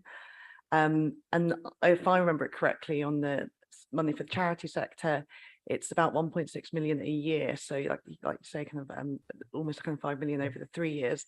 And that is our own money that we're choosing to distribute. And we have made a political decision to increase that. So that's a larger amount than when we last ran this fund. Thank you. If anybody is on Zoom and they wish to have proper clarification in terms of the funding, perhaps you could contact the officers at Merton Council, and they'd be able to help and to assist and give you the information which you require. Okay, I think we'll move on to agenda item number 8, cost of living.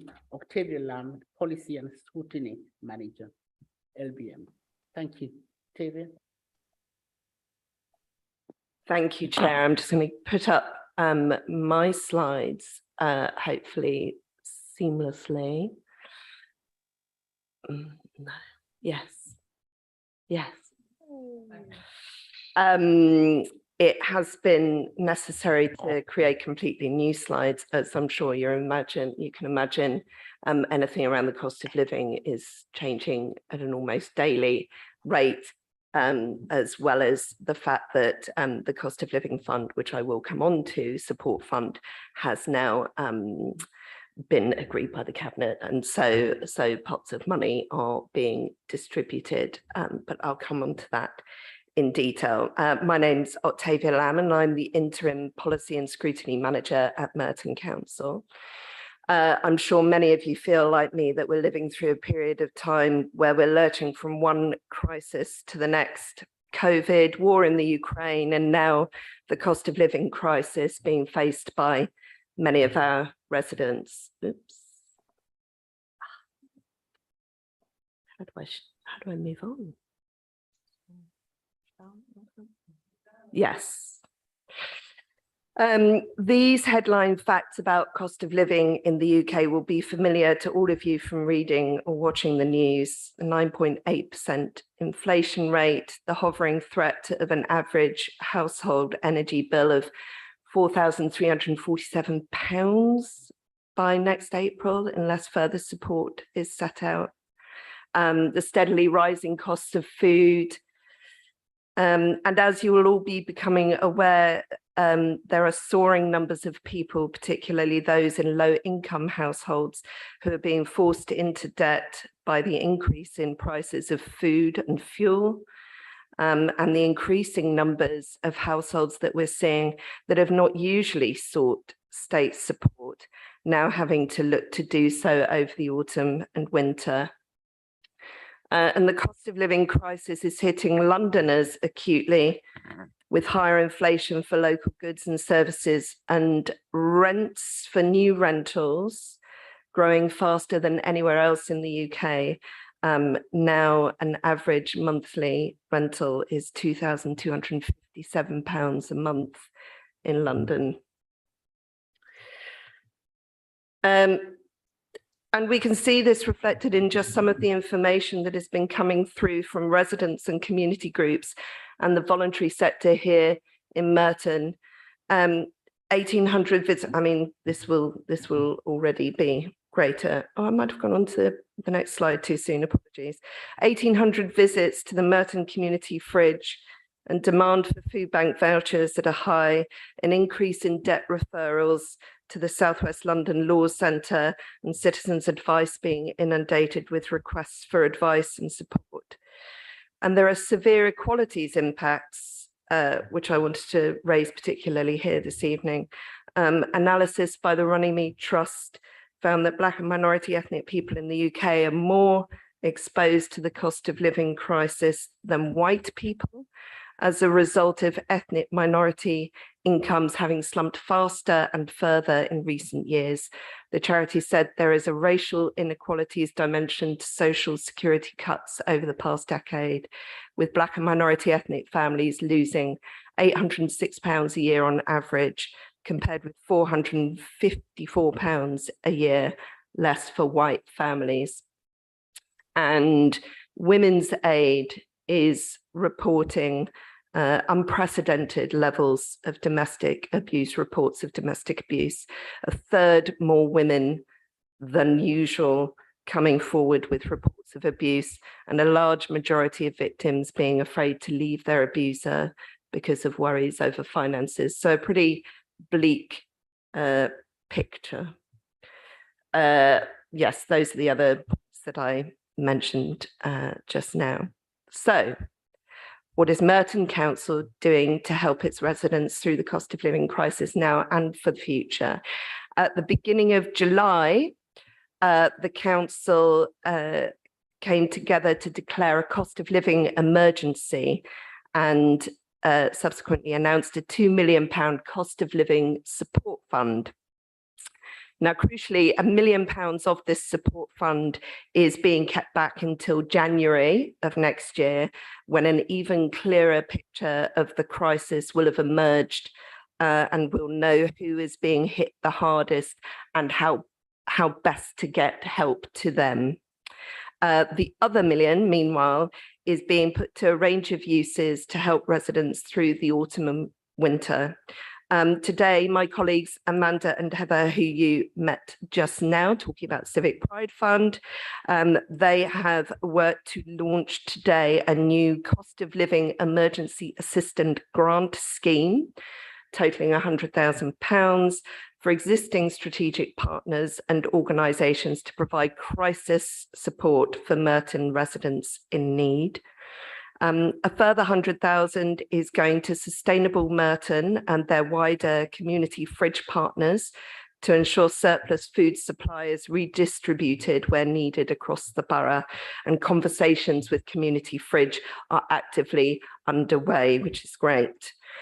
As well as addressing those emergency immediate needs, £400,000 of the cost of living of this bit of the cost of living fund will be used to fund organisations such as Thinking Works that support the council's Warm and Well initiatives, to fund small home improvements which will help keep households warm and reduce their energy bills. There will also be further events for residents and community groups to receive energy advice and support, and you can contact our colleague Heather about those. We're also supporting, out of this, the cost of living support fund, £200,000 of that is going towards citizens' advice to provide them with much needed support to be giving advice. And there are other ways the council is supporting people through the cost of living crisis.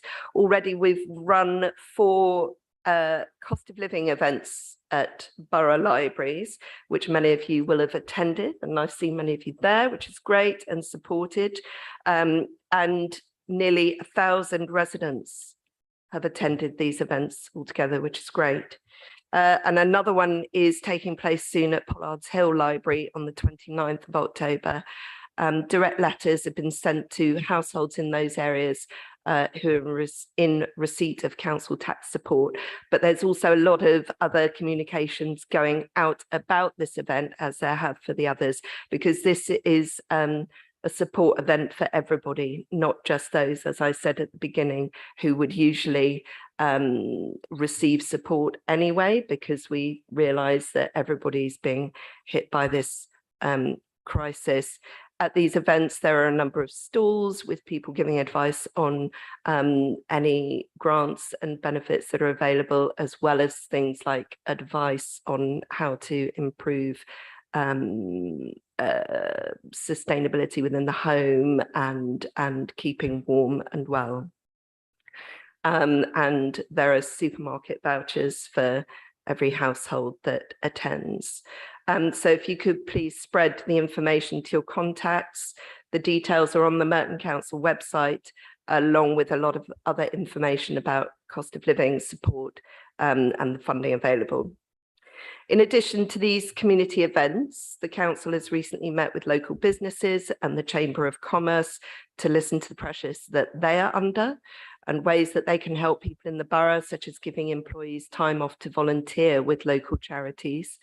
I've recently addressed the Faith and Belief Forum, where we discussed, amongst other things, ways of getting information and support even deeper into communities. You know, we've gone a long way by going out into the borough's libraries, but are there ways to kind of go even further than that and ensure that the hardest to reach really are getting the information and the support that they need? There is ongoing discussion with our voluntary sector partners to, again, not only see how they are supporting people, but to understand the pressures they're under and the patterns of need that they're seeing across Merton. We're eternally grateful to our voluntary partners for the time and resources they put into supporting the people of this borough. At the beginning of November, the Merton Partnership will be holding a cost of living summit to look at ways of addressing the crisis, but also looking to long-term resilience and sustainability.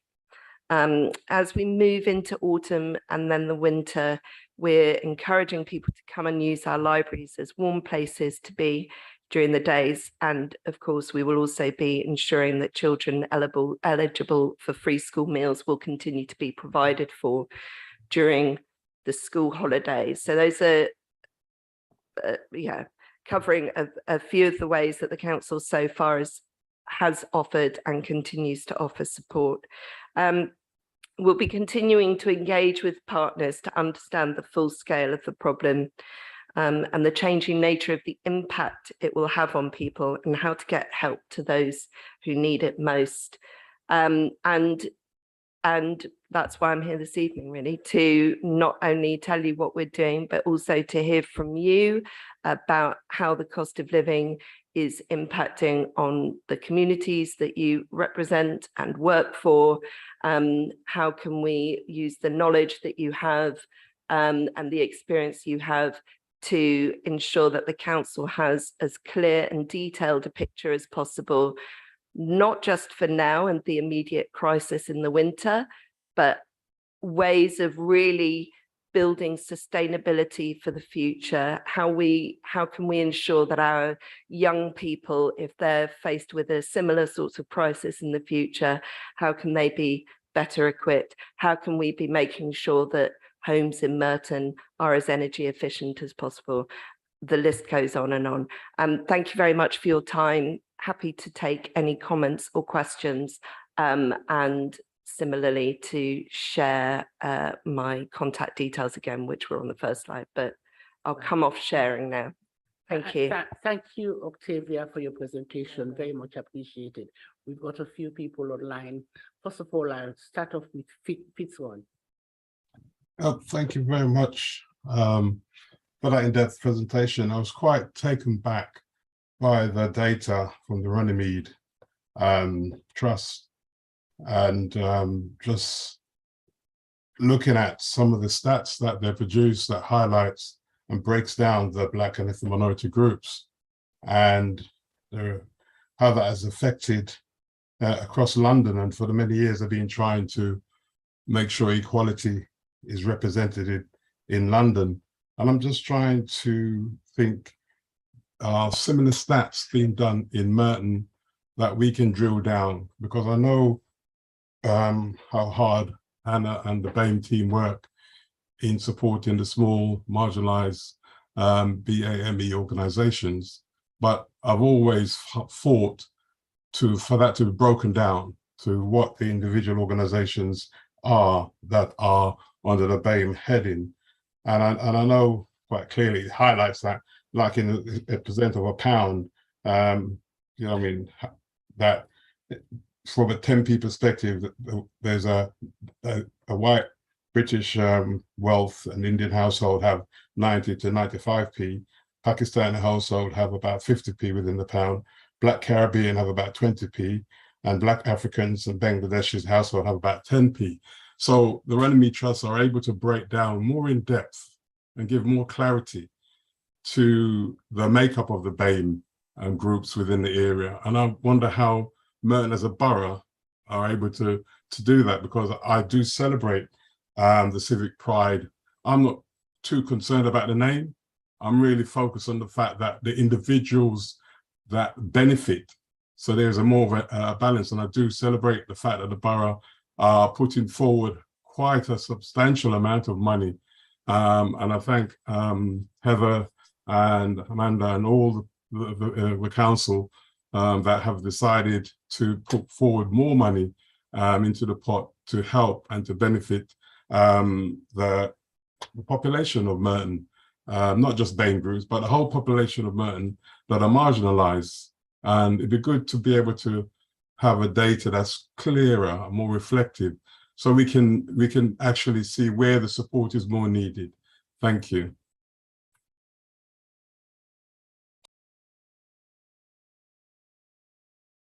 Octavia, do you want to respond to that first before I take the next two? Yeah, just a very quick response to say thank you very much.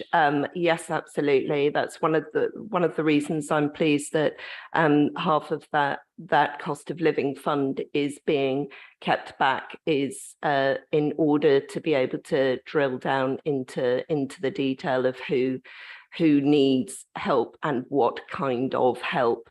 And I will speak with colleagues about how we can use the data that's available to us to really identify those groups and individuals in need. But yeah, thank you. Councillor Hina Bukhari. Thank you so much. Octavia, I found that really interesting, and I'd like to offer my support as well. I'm currently the chair of economy in the London Assembly, and we're doing an investigation tomorrow at 10 o'clock on food insecurity. A lot of the groups that we're talking to and a lot of the research that we're doing right now is specifically on finding all that data that you really need to get. Today I was at a Centre for London meeting, and we found out that the National Zakat Foundation, have you heard of them?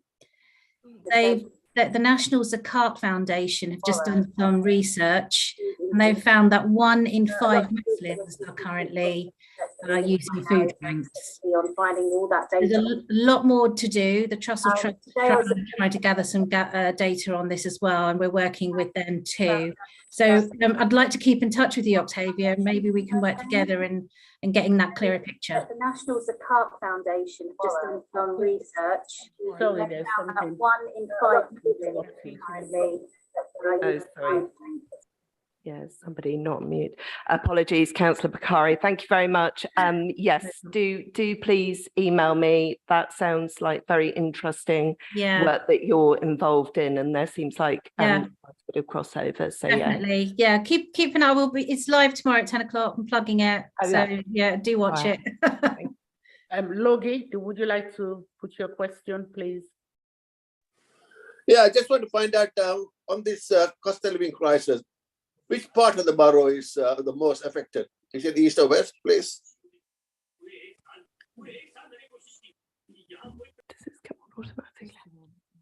Yeah. Well, there are pockets of deprivation across the borough, but certainly a lot of the work that we've been doing at the moment and the focus of the community events has been in the east of the borough. I would say that a crisis like the cost of living crisis isn't as simple as a broad swathe of one area over the other. As I say, I think there are pockets of deprivation everywhere, and it's really important to not lose sight of people in need across Merton.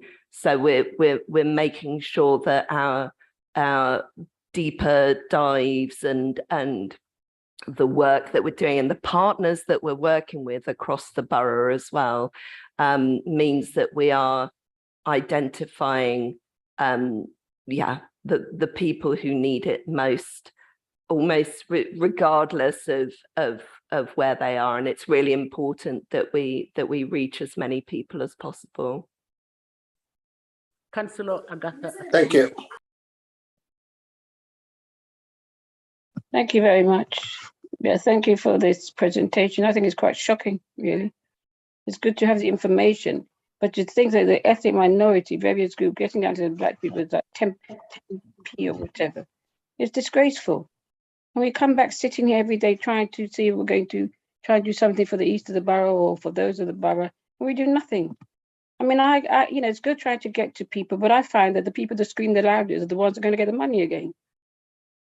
You know, something's got to be done. We can't keep doing it, coming back every year. And the cost of living crisis is going to be worse than ever of what's been going on.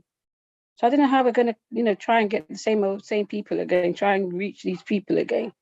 We've really got to do better. It's quite disheartening. You know, I keep saying this, or it's disheartening because we reach people, and then, you know, we do a little bit, and then we come back and say we need to reach them. But what I find is the group or the people that scream the loudest get the benefit, get the money, get the funding, you know, and then we're back to square one with those ones not screaming or those ones being touched a little bit, and then they get something.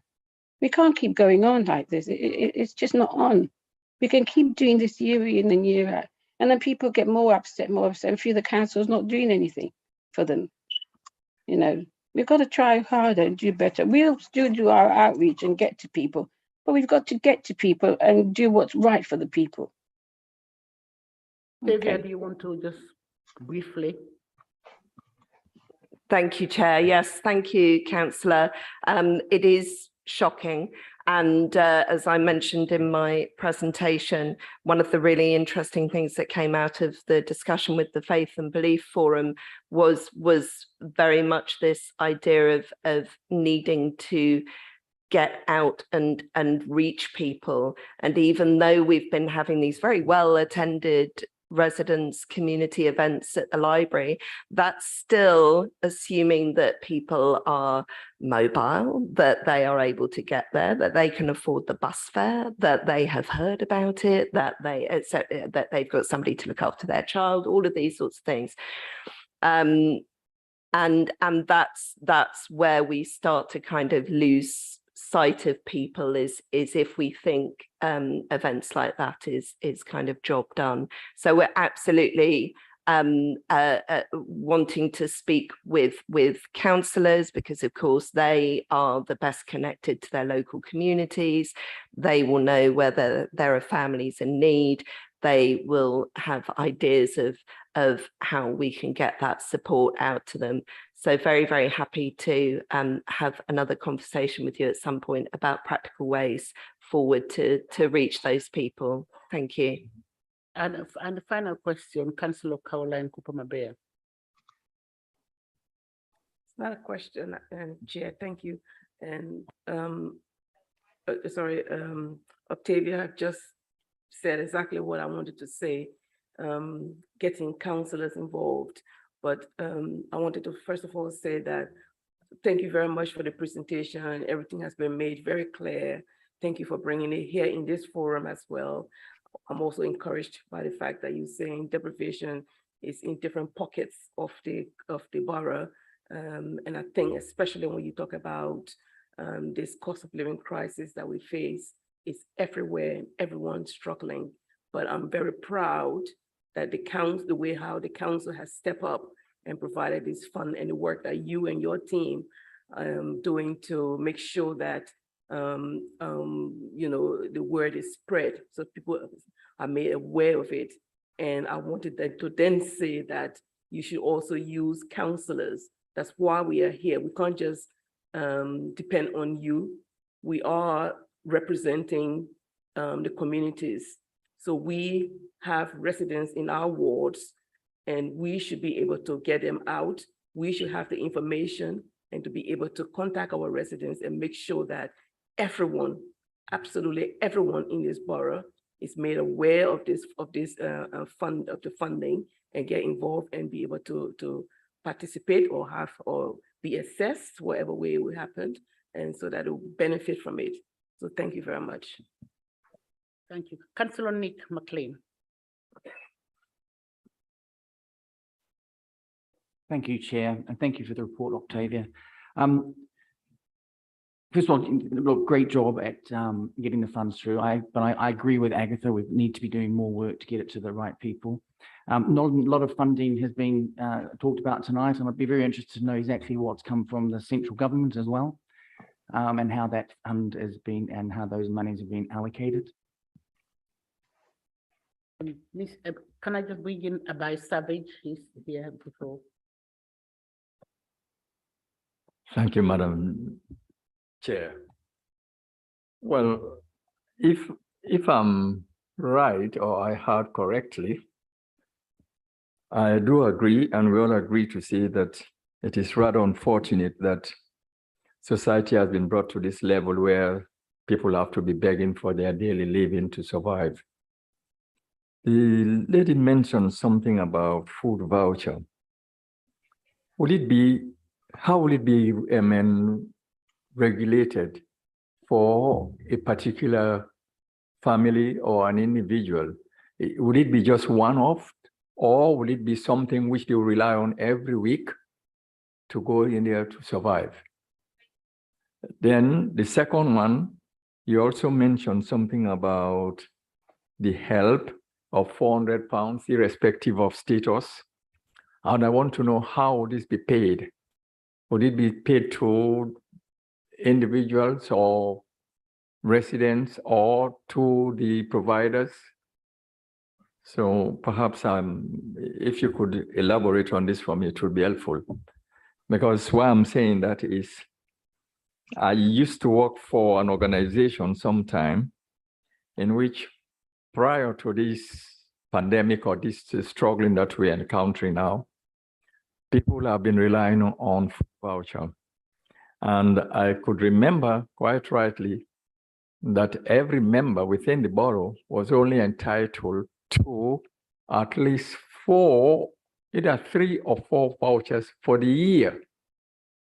In the sense that each time they come, we are to only give them 1 voucher for 3 months. They should not appear at the site until after 3 months. So I just want to know whether things have changed, or if this help that you brought in will be regular, because people are hungry, they would need to eat. So if it will be regularly every week, those who find themselves to be, well, I don't want to use the word destitute, who cannot fend for themselves, could rely on it. Thank you. You want to address that, Octavia? Yes, I'm happy to respond to that. I was going to say, my colleague Heather Begg is best placed to answer your questions about food vouchers. Yeah. Okay, so in answer to your question, we've got a number of organisations in Merton that provide food parcels and food support and vouchers. Lots of organisations can provide a family or an individual with a voucher that then they can go to the Trussell Trust, or they can be, so the Trussell Trust is the Wimbledon Food Bank, but it has locations across the borough. And yes, you're right, there is normally a limit on that.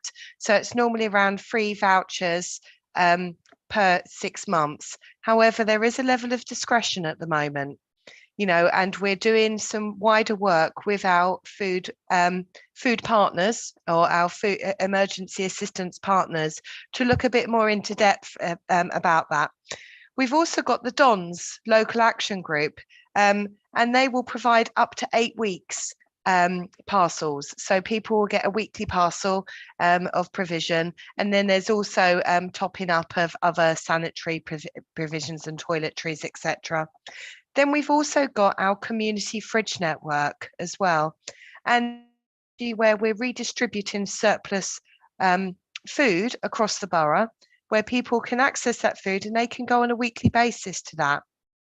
So I've put into the chat a link to the Merton Council's cost of living webpage. There's all information on there regarding the different schemes available locally, but also just to say we're working on this, and we are working very collectively together. So all of the organisations, or the key organisations that provide emergency assistance regarding food parcels and provisions, all meet together regularly, and we're working together with our public health colleagues and other colleagues across the council to work on a food poverty action plan. So watch this space. There's a lot of work going on. And in answer to your second question, sorry, that was a very long-winded answer. I hope that answered your question. But in terms of the £400,000, we're just working through the detail of that now. And that will be funding given to organisations predominantly to provide additional support. But there will be funding available there for adaptations to support somebody within their own home. So they could be energy efficiency adaptations, and I'm sure all of you are probably looking at your own households now and thinking, well, actually, what can I do to kind of stop that draft? Or, you know, actually, can I get some deflectors on my radiators? You know, so we're all looking at small adaptations, and we actually have a handy person service that links to our Warm and Well programme in Merton, and that person goes out and does these small adaptations or small handy person tasks to support our more vulnerable residents to stay warm and well.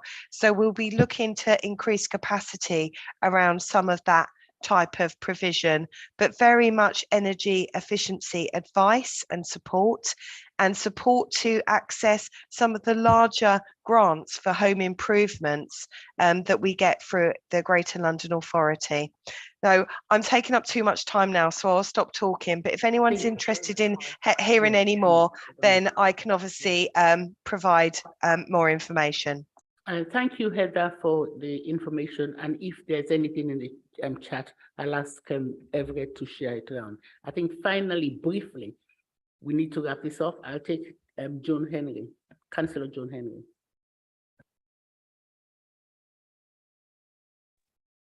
Oh, thank you. I am so sorry. I've been in and out with my internet connection.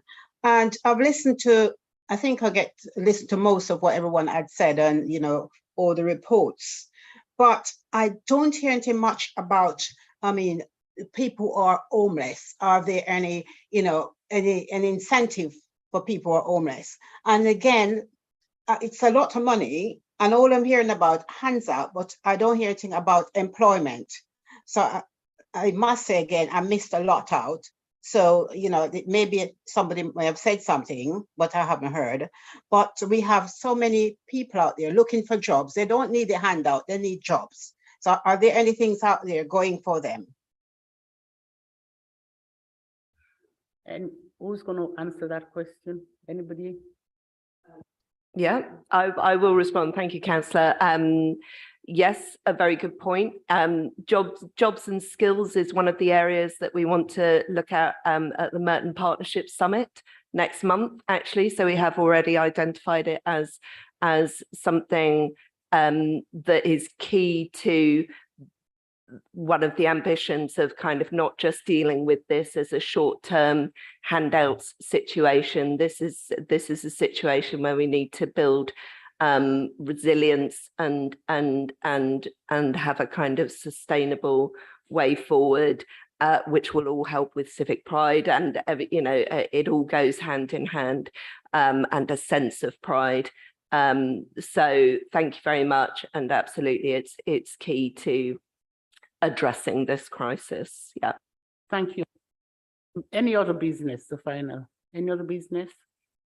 No? Yes. Oh, yes. Okay then. Councillor Finger.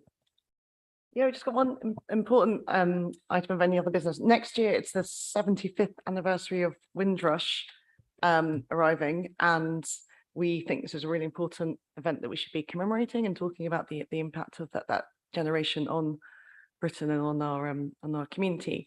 So we as a council would like to do some things next year, but we don't want to sit here in this building and decide what these things are. So we're setting up a kind of small working group of people from the community who are willing to kind of help us shape those and think about kind of what we can deliver. So Everett will be very, very involved from the council side, and Caroline Cooper-Marbia, who's responsible for heritage, and then myself with responsibility for civic pride and equalities. But I suppose my request is for kind of volunteers, I imagine, to contact us after this meeting rather than all put hands up now if you're interested in and being part of the working group. We haven't got an exact terms of reference. I can't tell you how many meetings or anything it is yet, but the idea is that you're helping us shape what events and other activities we put on as part. I think you're right. We had a working group when we celebrated the 70th anniversary, and I think we'll go along the lines like we did. Everett is the champion of it, and we will leave it in the hands of Everett because it was a very successful event. We had a civic service, and which was really good. And I think, due to the fact that I'm still dealing with applications for people who are making claims to the government. I'm signing it in my capacity. I've been asked by the Home Secretary to do that. So, and I think we should do what you said, do the working group, and, Everett will be the lead person who will work with you, if you don't mind, so that we can escalate the whole thing. Right. Before we end, I would like to finally say, I would like to thank you all and all the organizations here tonight who have attended this meeting. The agenda tonight is quite appropriate in terms of the current situation which the community is facing. Special thanks to the leader of the council who attended today, and to all those who did a presentation tonight, and also to all our Merton officers who participated in this meeting, and also the cabinet member for civic pride for her excellent work that she does in covering all our portfolio, which is very heavy, and also to all the councillors who are present here tonight doing your civic duties. You've done us all proud. Thank you very much for all you do. And have a safe journey home. And I did mention about Mr. Sheikh. Thank you so much. It's good to see you. You are, you're the, we missed you very much in the last 2 years. And thank you so much. Okay. Have a safe journey home. I saw Daniel holding earlier. Yeah, good night, everyone. Sorry. Thank you. Oh, about the. Thank you. Yeah.